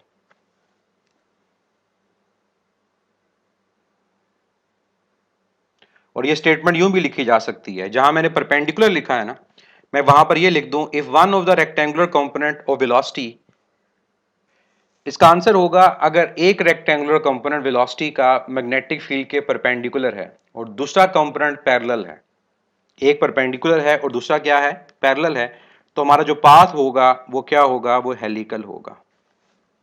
क्यों, अब सवाल यहां पर पैदा होता है कि क्यों ऐसा होगा। देखिए बड़े आसान सी रीजन है कि अगर मैं इस एग्जांपल को देखूं जो हेलिकल पाथ की थी, कि फर्ज करें हमारे पास एक चार्ज एंटर हुआ, ये उसकी वेलोसिटी वेक्टर है और ये हमारे पास मैग्नेटिक फील्ड है, और वेलोसिटी और मैग्नेटिक फील्ड के दरमियान एंगल कितना है, थीटा, और थीटा हमें पता है यहां पर 0 और 90 के इन बिटवीन है। क्या करो, वेलोसिटी को रिजॉल्व करो। जब आप वेलोसिटी को रिजॉल्व करोगे, यहां पर ड्रॉ करो परपेंडिकुलर, तो वेलोसिटी का एक कंपोनेंट मैग्नेटिक फील्ड के अलोंग आ रहा है, इसको मैं बोलूंगा v cos थीटा, और दूसरा मैं अगर कंपोनेंट देखूं तो वो v sin थीटा, और वो क्या है, मैग्नेटिक फील्ड के परपेंडिकुलर है। तो क्या यही स्टेटमेंट नहीं लिखी हुई कि एक वेलोसिटी का कंपोनेंट जो v sin थीटा है वो मैग्नेटिक फील्ड के क्या है, परपेंडिकुलर है, और दूसरा जो कंपोनेंट हमारे पास है v cos थीटा वो मैग्नेटिक फील्ड के क्या है, पैरेलल है। ये चीज कब होती है कि एक कंपोनेंट पैरेलल हो और एक परपेंडिकुलर हो, ये तब होता है जब हमारे पास एंगल थीटा होगा बिटवीन 0 एंड 90, और इसका मतलब ये हुआ कि ये केस कौन सा है, ये हेलिकल पाथ का केस है। तो जब भी वेलोसिटी और मैग्नेटिक फील्ड के दरमियान एंगल थीटा होगा तो एक कंपोनेंट पैरेलल होगा और एक कंपोनेंट परपेंडिकुलर होगा, तो उस केस में हमारा जो पाथ होगा वो कैसा होगा, वो हमारे पास हेलिकल होगा। तो ये हेलिकल पाथ की कंडीशन है। जो सर्कुलर पाथ है उसमें तो होता ही हमारे पास वेलोसिटी एक एक्सिस के अलोंग है, तो उस केस में तो हम ये नहीं कह सकते कि हम हमारे पास जो कंपोनेंट है एक कंपोनेंट पैरेलल है और दूसरा परपेंडिकुलर है, क्योंकि जब वेक्टर किसी एक्सिस के अलोंग होता है तो वेक्टर का दूसरा जो कंपोनेंट होगा वो जीरो के इक्वल होगा। एक वेक्टर अलोंग एक्स है तो उसका वाई कंपोनेंट जीरो है, एक वेक्टर अलोंग वाई है तो उसका एक्स कंपोनेंट वो जीरो होता है। तो उम्मीद है ये आपको डिफरेंस समझ आ गया होगा। हेलिकल आपके सिलेबस में बहुत ज़्यादा एक्सप्लेन नहीं हुआ, तो उसके बारे में इतना डिटेल में हम बात भी नहीं करेंगे। सिर्फ जो मेन पॉइंट है वो याद रखें कि अगर एंगल 90 होगा तो सर्कुलर, और अगर एंगल 90 की जगह कोई और होगा 30, 60, 45, 75, 120, 150, तो उस केस में जो पाथ बन रहा होगा वो हेलिकल पाथ बन रहा होगा। एक और क्वेश्चन करते हैं और फिर मैं आगे डायरेक्शन की तरफ मूव करूंगा। एक चार्ज पार्टिकल मूव कर रहा है 10 मीटर पर सेकंड से एक मैग्नेटिक फील्ड में जिसकी मैग्नीट्यूड है 10 टेस्ला। किस एंगल पे, 60 डिग्री के एंगल पे। अगर उस पे लगने वाली जो मैग्नेटिक फोर्स है वो 2.78 10 raise to power minus 17 newton है, तो कैलकुलेट करें कि हमारे पास उस चार्ज पार्टिकल की चार्ज की मैग्नीट्यूड क्या है। मैग्नेटिक फोर्स का फार्मूला हमारे पास क्या है, Q V B sine of theta. अब मुझे जो रिक्वायर्ड है वो चार्ज रिक्वायर्ड है, तो चार्ज किसके इक्वल आएगा, magnetic force over V V sine of theta. अब यहां पर वैल्यूज पुट करें, मैग्नेटिक फोर्स की वैल्यू है 2.78 10 रेज टू पावर माइनस 17, और डिवाइड अगर हम करें वेलोसिटी, वेलोसिटी यहां पर गिवन है हमारे पास 10, मैग्नेटिक फील्ड की जो वैल्यू गिवन है वो भी 10 गिवन है, और एंगल हमें कितना गिवन है, वो 60 गिवन है। 10 इंटू 10, ये 10 रेज टू पावर 2 एक तरह के बन गया। ये आपके पास आ गया 2.78 10 रेज टू पावर माइनस 17, और ये 10 रेज टू पावर 2 ऊपर जाकर क्या हो जाएगा, -2। नीचे आपके पास क्या आ गया, साइन 60, और साइन 60 का मतलब क्या है, √3 डिवाइड बाय 2। अब 2 मल्टीप्लाई हो 2.78 से उसे भी सॉल्व कर सकते हैं, और इवन आप √3/2 को 0.866 भी लिख सकते हैं। अब मैं यहाँ पर अप्रॉक्सीमेशन से करूंगा ताकि जल्दी सॉल्व हो। अब ये चीज़ आपको पता होनी है कि आपने वहाँ सॉल्व करते हुए क्या करना है। अब मैं यहाँ पर 0.866 इसको ले लेता हूँ, फिर मैं मजीद सोचता हूँ कि 0.886 को मैं अगर राउंड ऑफ करता हूँ तो ये 0.9 है। अब 0.9 ऊपर है, ऊपर 2.7 है, जैसे 9 हमारे पास इंटू 3 क्या होता है, 27, तो नीचे 0.9 ऊपर 2.7, तो अप्रॉक्सीमेटली क्या आ गया, 3 आ गया। साथ पावर का ख्याल रखें, 10 रेज़ टू पावर माइनस 19, और चार्ज है, यूनिट क्या होगा, कूलम। तो अप्रॉक्सीमेशन से करना सीखें, बाकी ऑप्शंस आपको नजर आ जाएंगी, बहुत क्लोज ऑप्शंस नहीं होती, एक ही ऑप्शन होगी जो आपके पास इसके क्लोज होगी और वो आपका करेक्ट आंसर होगा। तो बस क्वेश्चन करवाने का मकसद सिर्फ बताना है कि आपने इस तरह के क्वेश्चंस के लिए भी रेडी रहना है, और ऐसे क्वेश्चन पास पेपर में आ चुके हैं। अब मैं चलता हूं डायरेक्शन की तरफ।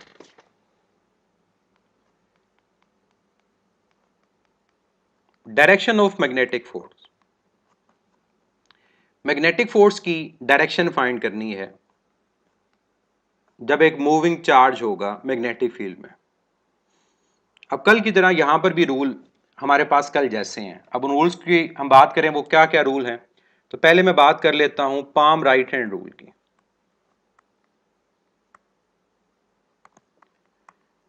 Palm right hand rule apply कब होगा? Palm right hand rule apply होगा जब हम पॉजिटिव चार्ज की बात कर रहे होंगे। जैसे कल मैंने कहा था कन्वेंशनल करंट, तो आज हम चार्ज की बात कर रहे हैं, तो स्पेसिफिकली ये palm right hand rule apply हो रहा होगा जब हम पॉजिटिव चार्ज को कंसीडर कर रहे होंगे। अब पाम राइट हैंड रूल को अप्लाई कैसे करना है?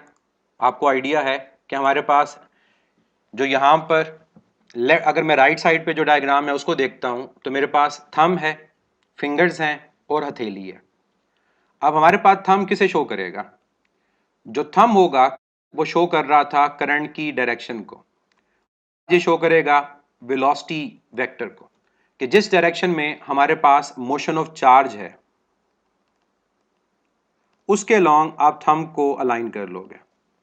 फिंगर्स की बात अगर करें तो फिंगर्स शो कर रही थी मैग्नेटिक फील्ड को, और चार्ज के केस में ये मैग्नेटिक फील्ड को ही शो करेंगे। तो क्या रह गया? पाम। तो परपेंडिकुलर डायरेक्शन में हमारे पास जो होगी हथेली, वो किसे शो कर रही होगी? वो magnetic force on the charge को रिप्रेजेंट कर रही होगी। तो रूल कल वाले और आज वाले में डिफरेंस क्या है? करंट की जगह वेलोसिटी आपके पास आ गई, बाकी सब कुछ सेम है। लेफ्ट वाले को भी रिवाइज कर लेते हैं। यहां पर भी वही काम है, बस हाथ की ओरिएंटेशन डिफरेंट है। हमारे पास जो थंब है अपवर्ड, ये किस डायरेक्शन में है? ये वेलोसिटी वेक्टर की डायरेक्शन में है। जो फिंगर्स हमारे पास हैं, जिस डायरेक्शन में फिंगर्स को आप अलाइन करेंगे वो शो करेंगी किसको? मैग्नेटिक फील्ड को। और जो हमारे पास हथेली है वो परपेंडिकुलर डायरेक्शन में किसे शो कर रही है? वो magnetic force on a charge को रिप्रेजेंट कर रही होगी। तो ये है पाम राइट हैंड रूल। मेरा ख्याल है पाम लेफ्ट हैंड रूल बताने की जरूरत नहीं है। आप पाम राइट हैंड रूल अगर पॉजिटिव चार्ज के लिए अप्लाई होगा, तो palm left hand rule apply किसके लिए होगा? नेगेटिव चार्ज के लिए। तो जब आपके पास कोई डायग्राम आएगी आप अप्लाई करके देख लेंगे कि अगर पॉजिटिव चार्ज से उसकी डायरेक्शन आ रही है राइट हैंड से तो ठीक है, अगर राइट हैंड से डायरेक्शन नहीं आ रही तो कंफर्म है वो नेगेटिव चार्ज होगा। वेलोसिटी हम चार्ज की ले रहे हैं और करंट हम कंडक्टर के अंदर लेते हैं। अगर कन्वेंशनल की बात करेंगे तो ऑब्वियसली जिस डायरेक्शन में पॉजिटिव चार्ज मूव करेगा वही डायरेक्शन हमारे पास कन्वेंशनल करंट की भी होगी। तो डिफरेंस कोई नहीं है, बस रूल बना लिया है, उसको हमने याद रखना है कि अप्लाई करने में पता हो कि अब थंब को किसके अलोंग अलाइन करना है। अब आ जाए दूसरे रूल की तरफ। जो दूसरा रूल हमारे पास है वो कौन सा है? That is Fleming left hand rule. मतलब एक रूल तो ये हो गया जो आप अप्लाई कर सकते हो मैग्नेटिक फोर्स की डायरेक्शन फाइंड करने के लिए, लेकिन कई स्टूडेंट्स को दूसरा रूल बेहतर लगता है और वो है फ्लेमिंग लेफ्ट हैंड रूल। और फ्लेमिंग लेफ्ट हैंड रूल में भी मैं बता दूं कि फ्लेमिंग लेफ्ट हैंड रूल आप अप्लाई कब कर रहे होगे? जब आप पॉजिटिव चार्ज के ऊपर मैग्नेटिक फोर्स की डायरेक्शन को फाइंड करेंगे। अब इसको भी रिवाइज कर लेते हैं जल्दी से कि फ्लेमिंग लेफ्ट हैंड रूल हमारे पास किस तरह से अप्लाई होगा। अब यहाँ सेंटर वाली डायग्राम को मैं निकाल देता हूँ, क्योंकि सेंटर वाली डायग्राम अब हमारे पास यहाँ पर यूज़ नहीं होनी, क्योंकि वो कंडक्टर को शो कर रही है। मैं इन दो डायग्राम्स को बस यहाँ पर रिलेट कर देता हूँ। अब दोनों डायग्राम्स को देखते हैं। अब यहाँ पर क्या है? कल था रूल एफ बी आई, आज भी वही रूल है, लेकिन अब एफ बी आई के अंदर आपके पास एफ बी और आई की जगह पर क्या आ जाएगा? वी आ जाएगा। इसका मतलब यह है कि हमारे पास अब होगा क्या? जहां पर करंट था मिडिल फिंगर, अब वहां वेलोसिटी है। अब इंडिकेट करते हैं, मैं स्टार्ट करता हूं राइट वाले से। हमारे पास जो थंब है ये किसको शो करेगा? मैग्नेटिक फोर्स को। एफ बी आई में सबसे पहले थंब, फिर बी फर्स्ट फिंगर। जो फर्स्ट फिंगर हमारे पास होगी वो किसको इंडिकेट कर रही होगी? मैग्नेटिक फील्ड को इंडिकेट कर रही होगी। और जो सेकंड फिंगर हमारे पास है या मिडिल फिंगर है वो किसको शो कर रही होगी? वो हमारे पास डायरेक्शन बता रही होगी वेलोसिटी को। और इस केस में जो फिंगर है वो हमारे पास out of the plane of paper है, तो यहाँ मैं उसकी डायरेक्शन के लिए क्या यूज कर सकता हूं, मैं डॉट को यूज कर सकता हूं। लेफ्ट साइड पे अगर जो डायग्राम है उसको एक्सप्लेन करूं कि वहां पर क्या है, तो थंब से मैं स्टार्ट करता हूं। तो थंब वाला वेक्टर किसे शो कर रहा है, वो शो कर रहा है हमारे पास मैग्नेटिक फील्ड को, सॉरी मैग्नेटिक फोर्स को, क्योंकि एफ हमारे पास फर्स्ट वो मैग्नेटिक फोर्स, बी उसके बाद आया मैग्नेटिक फील्ड, जो हमारे पास फर्स्ट फिंगर है वो शो करेगी मैग्नेटिक फील्ड को, और यहां पर जो मिडिल फिंगर वो किसे शो करेगी, वो वेलोसिटी को शो कर रही होगी। तो ये आपके पास फ्लेमिंग लेफ्ट हैंड रूल है, जिसको आप अप्लाई करके फाइंड कर सकते हो कि चार्ज के ऊपर मैग्नेटिक फोर्स की डायरेक्शन क्या है। और यहाँ फिर बात यहां पर मैं लिख दूं एज अ नोट कि अगर आपके पास नेगेटिव चार्ज होगा, जैसे भी हम आगे क्वेश्चन करेंगे, इलेक्ट्रॉन है, बीटा पार्टिकल है, तो नेगेटिव चार्ज के ऊपर आप अप्लाई करोगे किसको, फ्लैट राइट की जगह फ्लैट लेफ्ट हैंड रूल, या फिर आप अप्लाई करोगे फ्लेमिंग लेफ्ट हैंड की जगह फ्लेमिंग राइट हैंड रूल को। यह बात आपने याद रखनी है। कई स्टूडेंट इसको यूं भी याद रखते हैं कि जो हथेली है वो हमारे पास अगर शो करेगी पॉजिटिव चार्ज पे मैग्नेटिक फोर्स राइट हैंड, तो हथेली के ऑपोजिट जो हमारे पास है, जो हाथ का टॉप है, वो किसे शो करेगा, वो नेगेटिव को शो कर रहा होगा। आप इस तरह से भी याद रख सकते हो। ये टोटली आपके ऊपर है कि स्टेटमेंट अगर आ जाए किसी रूल की तब तो ठीक है, आपको एग्जैक्टली वैसे बताना है, लेकिन अगर स्टेटमेंट से अलावा कोई क्वेश्चन आता है तो फिर आपको किसी भी तरह से रूल अप्लाई करके आंसर को ठीक बस लेकर आना है।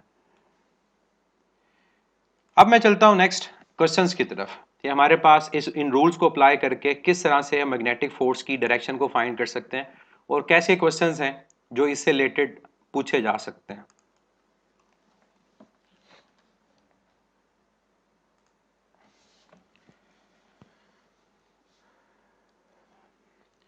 एक रीजन में प्रेजेंट है मैग्नेटिक फील्ड, और मैग्नेटिक फील्ड की डायरेक्शन लेट से परपेंडिकुलर इनवर्ड टू प्लेन है।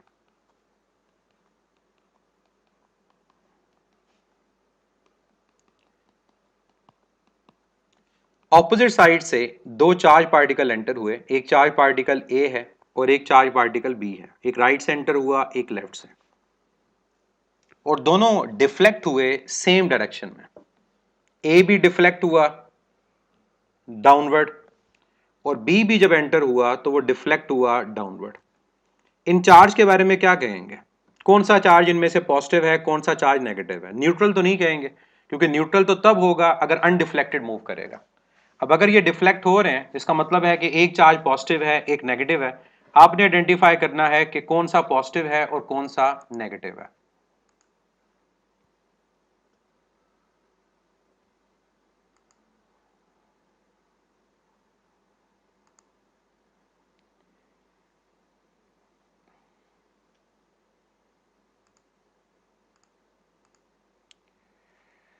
अब चले मैं स्टार्ट करता हूं बी से कि बी मेरे पास क्या पॉजिटिव है या नेगेटिव है। अब मैं बी के लिए अप्लाई करूंगा राइट हैंड रूल को। अब राइट हैंड रूल अप्लाई किस तरह से होगा, आपके सामने ये राइट हैंड आपको नजर आ रहा है कि हमारे पास जो वेलोसिटी है वो टुवर्ड्स लेफ्ट है। तो टुवर्ड्स लेफ्ट अगर वेलोसिटी है तो थंब मैंने टुवर्ड्स वेलोसिटी अलाइन कर दिया, ये मेरे पास वेलोसिटी है। जो फिंगर्स हैं वो हमारे पास कहाँ है, इनवर्ड। ये इनवर्ड फिंगर्स किसे शो कर रही हैं, ये मैग्नेटिक फोर्स को रिप्रेजेंट कर रही हैं। तो आप देख सकते हैं जब आप रूल ये अप्लाई करेंगे, आपकी फिंगर्स इनवर्ड हैं, थंब टुवर्ड्स लेफ्ट है, तो आपकी हथेली कहाँ आ रही है, आपकी हथेली डाउनवर्ड आ रही है। और अगर हथेली डाउनवर्ड आ रही है तो डाउनवर्ड हथेली के आने का मतलब क्या होगा, डाउनवर्ड हथेली के आने का मतलब होगा कि मैग्नेटिक फोर्स डाउनवर्ड है। तो अगर इस बी पर राइट हैंड रूल अप्लाई हुआ, मैग्नेटिक फोर्स डाउनवर्ड है और ये डिफ्लेक्ट भी डाउनवर्ड कर रहा है, इसका मतलब ये बी क्या है, ये बी हमारे पास पॉजिटिव चार्ज है। अब आप सोचें ये हमारे पास ए पॉजिटिव क्यों नहीं हो सकता, क्योंकि क्या मैं इस राइट हैंड को जो मैंने रूल यहां अप्लाई किया है, क्या इसको मैं यहां पर अप्लाई कर सकता हूं? मैं किसी भी तरह से अगर इस रूल को अप्लाई करने की ट्राई करूं, मैं इसको अप्लाई नहीं कर सकता। कि मैं अगर लेट से चेंज करता हूं, मैं इसकी जगह पर इसको अप्लाई करने की ट्राई करता हूं। अब यहां पर देखें कि हमारे पास वेलोसिटी की जो डायरेक्शन है वो टुवर्ड्स राइट है। अब मैं राइट हैंड अप्लाई करने की कोशिश कर रहा हूं ए के ऊपर, वेलोसिटी टुवर्ड्स राइट है, मेरा थंब टुवर्ड्स राइट अलाइन हो गया, मैग्नेटिक फील्ड इनवर्ड है, मेरी फिंगर्स इनवर्ड है, लेकिन हथेली तो मेरे पास अपवर्ड आ रही है, और हथेली अपवर्ड आने का मतलब क्या है कि मैग्नेटिक फोर्स अपवर्ड है। और क्या ये चार्ज पार्टिकल अपवर्ड डिफ्लेक्ट कर रहा है? नो, ये चार्ज पार्टिकल डिफ्लेक्ट कहां कर रहा है? ये चार्ज पार्टिकल डाउनवर्ड डिफ्लेक्ट कर रहा है। इसका मतलब राइट हैंड रूल इस ए के ऊपर अप्लाई नहीं हो रहा। तो एक तो आसान तरीका ये है कि अगर राइट हैंड रूल इस पर अप्लाई नहीं हो रहा तो हमें इससे ये पता चल गया कि ये हमारे पास पॉजिटिव चार्ज नहीं है, तो फिर ये क्या है? Negative charge. अब मैं आपको इसके ऊपर लेफ्ट हैंड रूल अप्लाई करके भी दिखा देता हूं कि अगर हम इस पे लेफ्ट हैंड रूल अप्लाई करें तो क्या वो सही अप्लाई होगा या नहीं होगा। चलें, अब मैं लेफ्ट हैंड रूल अप्लाई करता हूं इसके ऊपर। अब लेफ्ट हैंड के लिए मैं रूल अप्लाई करने लगा। अब मैं यहां पर जो हाथ लूंगा अप्लाई करने के लिए वो एक्सट्रीम राइट वाला लूंगा, इसको मैं अप्लाई यहां पर करूंगा। अब इसको जरा अप्लाई करके देखें क्या एग्जैक्टली अप्लाई हो रहा है सही तरह से, कि हमारे पास जो वेलोसिटी वेक्टर है, क्या वेलोसिटी वेक्टर टुवर्ड्स राइट आ रहा है, थंब वेलोसिटी के अलोंग, ये फिंगर्स इनवर्ड है, क्या ये मैग्नेटिक फील्ड इनवर्ड है? अब हथेली को देखो तो हथेली कहाँ है आपके पास? हथेली डाउनवर्ड है, और हथेली अगर डाउनवर्ड है तो इसका मतलब क्या हुआ? इसका मतलब ये हुआ कि मैग्नेटिक फोर्स इस चार्ज पे कहाँ लग रही है? डाउनवर्ड डायरेक्शन में लग रही है, और ये चार्ज डिफ्लेक्ट भी कहाँ कर रहा है? डाउनवर्ड। तो अगर लेफ्ट हैंड रूल अप्लाई हो रहा है तो ये चार्ज कौन सा है? ये नेगेटिव चार्ज है। तो इसका मतलब हमने ये रट्टा नहीं लगा लेना कि अगर मैग्नेटिक फील्ड के अंदर दो चार्ज पार्टिकल सेम डायरेक्शन में डिफ्लेक्ट करें तो वो चार्ज सेम होंगे, नहीं। एक राइट से आ रहा है और एक लेफ्ट से आ रहा है, और अगर एक राइट और एक लेफ्ट से आ रहा है तो हमारे पास ये चीज़ याद रखने की ज़रूरत नहीं है कि दोनों डिफ्लेक्ट सेम डायरेक्शन में करेंगे। अब मैं इसी क्वेश्चन में चेंज कर देता हूँ, और मैं चेंज ये करता हूँ कि मैं दो साइड से जो चार्ज पार्टिकल्स एंटर करवा रहा हूँ उन चार्ज पार्टिकल्स को मैं डिफ्लेक्ट अगर करवाऊं सेम डायरेक्शन में,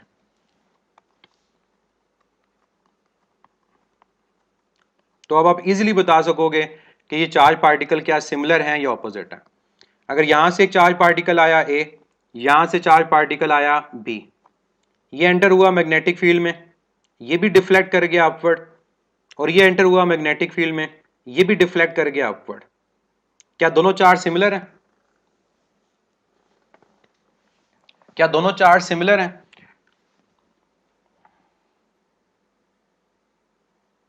नो। सेम ऊपर वाली डायग्राम है, उधर नीचे डिफ्लेक्ट हुए थे, यहां ऊपर डिफ्लेक्ट हो गए। अब चेंज मैं ये करता हूं कि मैं बी को डिफ्लेक्ट कर देता हूं डाउनवर्ड। अब क्या दोनों चार्ज सिमिलर हैं या ऑपोजिट हैं?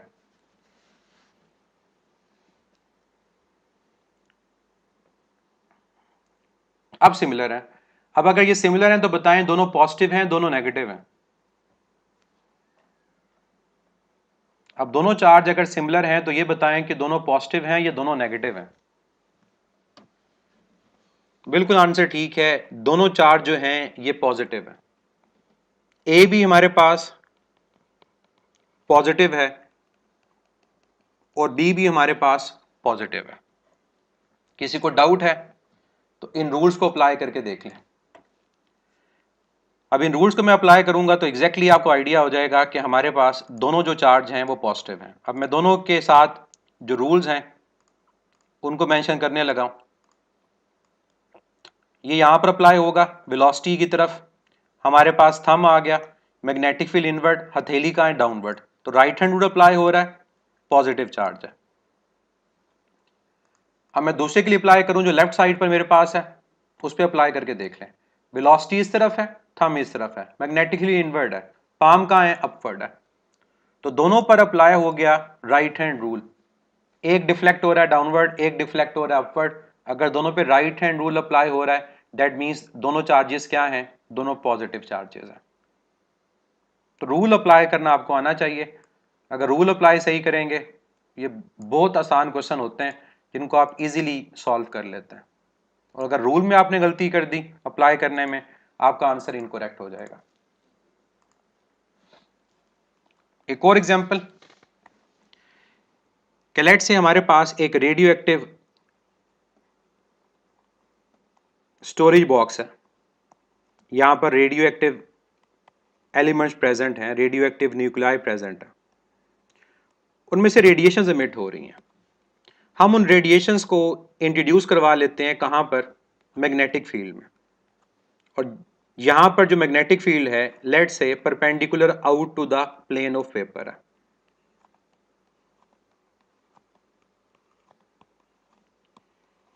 ऑब्जर्व ये हुआ कि टोटल जो पाथ वहां पर बने वो बने 4, बल्कि चले 4 पाथ बने।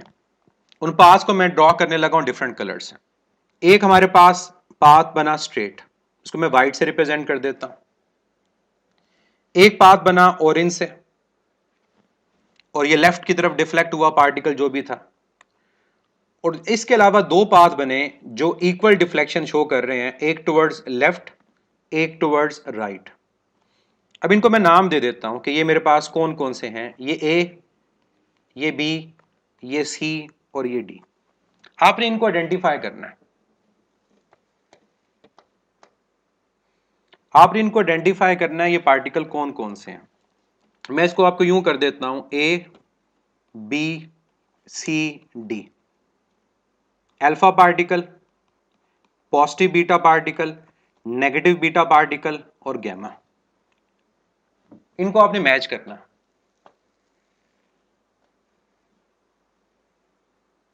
स्ट्रेट वन जो है वो गैमा है, यानी न्यूट्रॉन न्यूट्रल जो होगा, बिल्कुल इसका मतलब जो हमारे पास सी है वो मैच करेगा गैमा से। ये हमारे पास आ गया गैमा, न्यूट्रल पार्टिकल।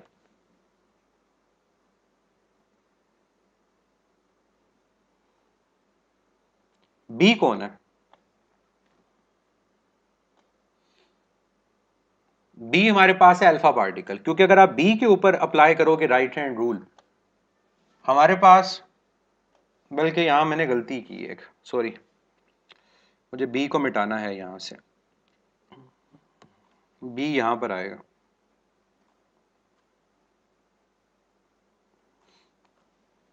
बी मैंने उल्टा बनाया हुआ था, वहां हो नहीं सकता। अल्फा कौन है? बी। अब कैसे पता चला अल्फा बी है? डिफ्लेक्शन से। जो बी वाला पाथ है वो डिफ्लेक्ट कम कर रहा है। अगर डिफ्लेक्ट कम कर रहा है इसका मतलब ये कौन है? ये अल्फा है।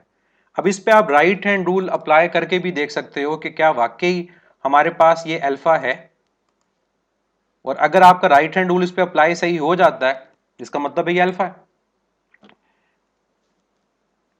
अब यहां पर मुझे जो रूल अप्लाई करना पड़ेगा उसके लिए मेरे पास यहां कोई फिगर है जो यूज कर सकता हूं? नहीं, इनमें से कोई फिगर नहीं है, ये आपको खुद ही इसको ट्राई करना पड़ेगा। अब आपकी फिंगर्स कहां होंगी? पेज के आउटवर्ड। वेलोसिटी कहां होगी? पेज के टॉप की तरफ।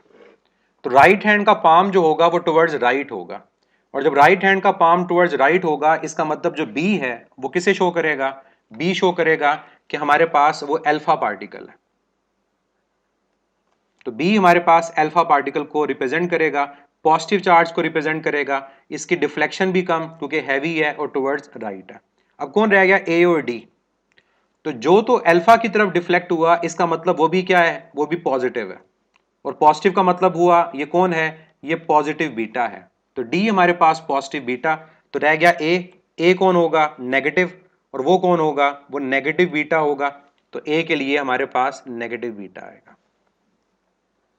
अगर इन तमाम के अलावा एक मैं और पार्टिकल को यहां पर ड्रॉ करता हूं, और वो पार्टिकल डिफ्लेक्ट हो रहा है अल्फा और पॉजिटिव बीटा के दरमियान, तो बताएगा ये कौन है? एक पार्टिकल डिफ्लेक्ट हो रहा है अल्फा और पॉजिटिव बीटा के दरमियान, ये कौन है? बिल्कुल ये प्रोटॉन है, क्योंकि अगर तो ये अल्फा की तरफ और पॉजिटिव बीटा की तरफ डिफ्लेक्ट हो रहा है तो मींस इसका चार्ज भी क्या है, इसका चार्ज भी पॉजिटिव है। और अगर इसका चार्ज डिफ्लेक्ट हो रहा है राइट और इसकी डिफ्लेक्शन इलेक्ट्रॉन से कम है, इलेक्ट्रॉन से कम है और अल्फा से ज्यादा है, इसका मतलब इसका मास भी इन दोनों के इंटरमीडिएट, तो ये कौन है, ये हमारे पास प्रोटॉन है। तो कोई मुश्किल चीज हमारे पास इसमें नहीं होती, आपने सिंपल राइट हैंड रूल को प्रॉपरली अप्लाई करना है या फ्लेमिंग लेफ्ट हैंड रूल को प्रॉपरली अप्लाई करना है। अगर रूल प्रॉपरली अप्लाई हो गया आपका आंसर एग्जैक्ट आ जाएगा।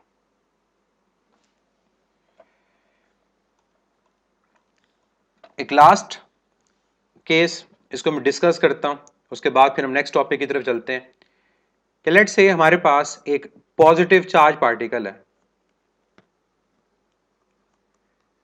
और वो पॉजिटिव चार्ज पार्टिकल मूव कहां पर कर रहा है, अलोंग पॉजिटिव वाई एक्सिस। जिस जगह वो पॉजिटिव चार्ज पार्टिकल मूव कर रहा है उस जगह पर मैग्नेटिक फील्ड प्रेजेंट है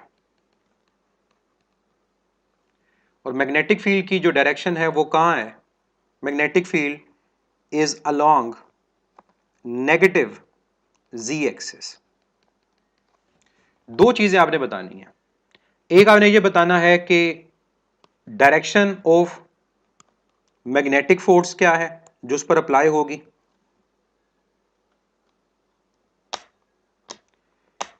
डायरेक्शन ऑफ मैग्नेटिक फोर्स क्या है, और दूसरा ये बताना है कि हमारे पास वो जो डिफ्लेक्ट करेगा वो किस प्लेन में करेगा। ये दो चीजें आपने बतानी है इस क्वेश्चन में। एक तो ये बताना है कि मैग्नेटिक फोर्स हमारे पास उसकी डायरेक्शन क्या है, और दूसरा ये बताना है कि जब वो डिफ्लेक्ट करके मूव करेगा तो किस प्लेन में मूव करेगा। ड्रॉ करें डायग्राम और बताएं आंसर क्या है। पहला काम तो ये करें कि अगर आपको डायरेक्ट नहीं पता, आप आई जे और के से नहीं कर सकते, तो फिर आप इसकी डायग्राम को ड्रॉ करें।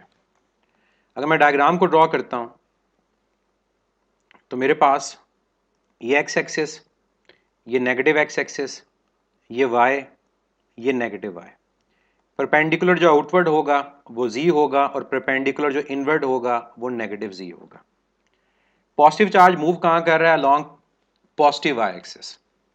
ये पॉजिटिव चार्ज और ये इसका वेलोसिटी वेक्टर आ गया। जो मैग्नेटिक फील्ड है वो कहां है, along negative Z axis. Negative Z axis की तरफ यानी इनवर्ड डायरेक्शन में मैग्नेटिक फील्ड है।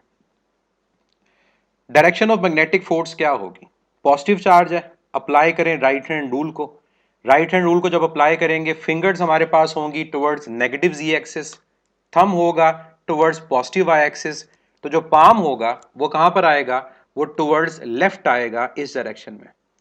जो पाम इस डायरेक्शन में आएगा तो ये क्या है, ये मैग्नेटिक फोर्स की डायरेक्शन है। तो डायरेक्शन ऑफ मैग्नेटिक फोर्स तो हमें पता चल गई कहां पर है, अलोंग नेगेटिव जी एक्सिस। यानी अगर यूनिट वेक्टर यूज होगा तो वो माइनस आई यूज हो रहा होगा। अब मूव कहां करेगा, किस प्लेन में मूव करेगा। सिंपल सा आंसर है कि हमारे पास velocity along Y, force along negative X, तो ये डिफ्लेक्ट करेगा इन दोनों के दरमियान।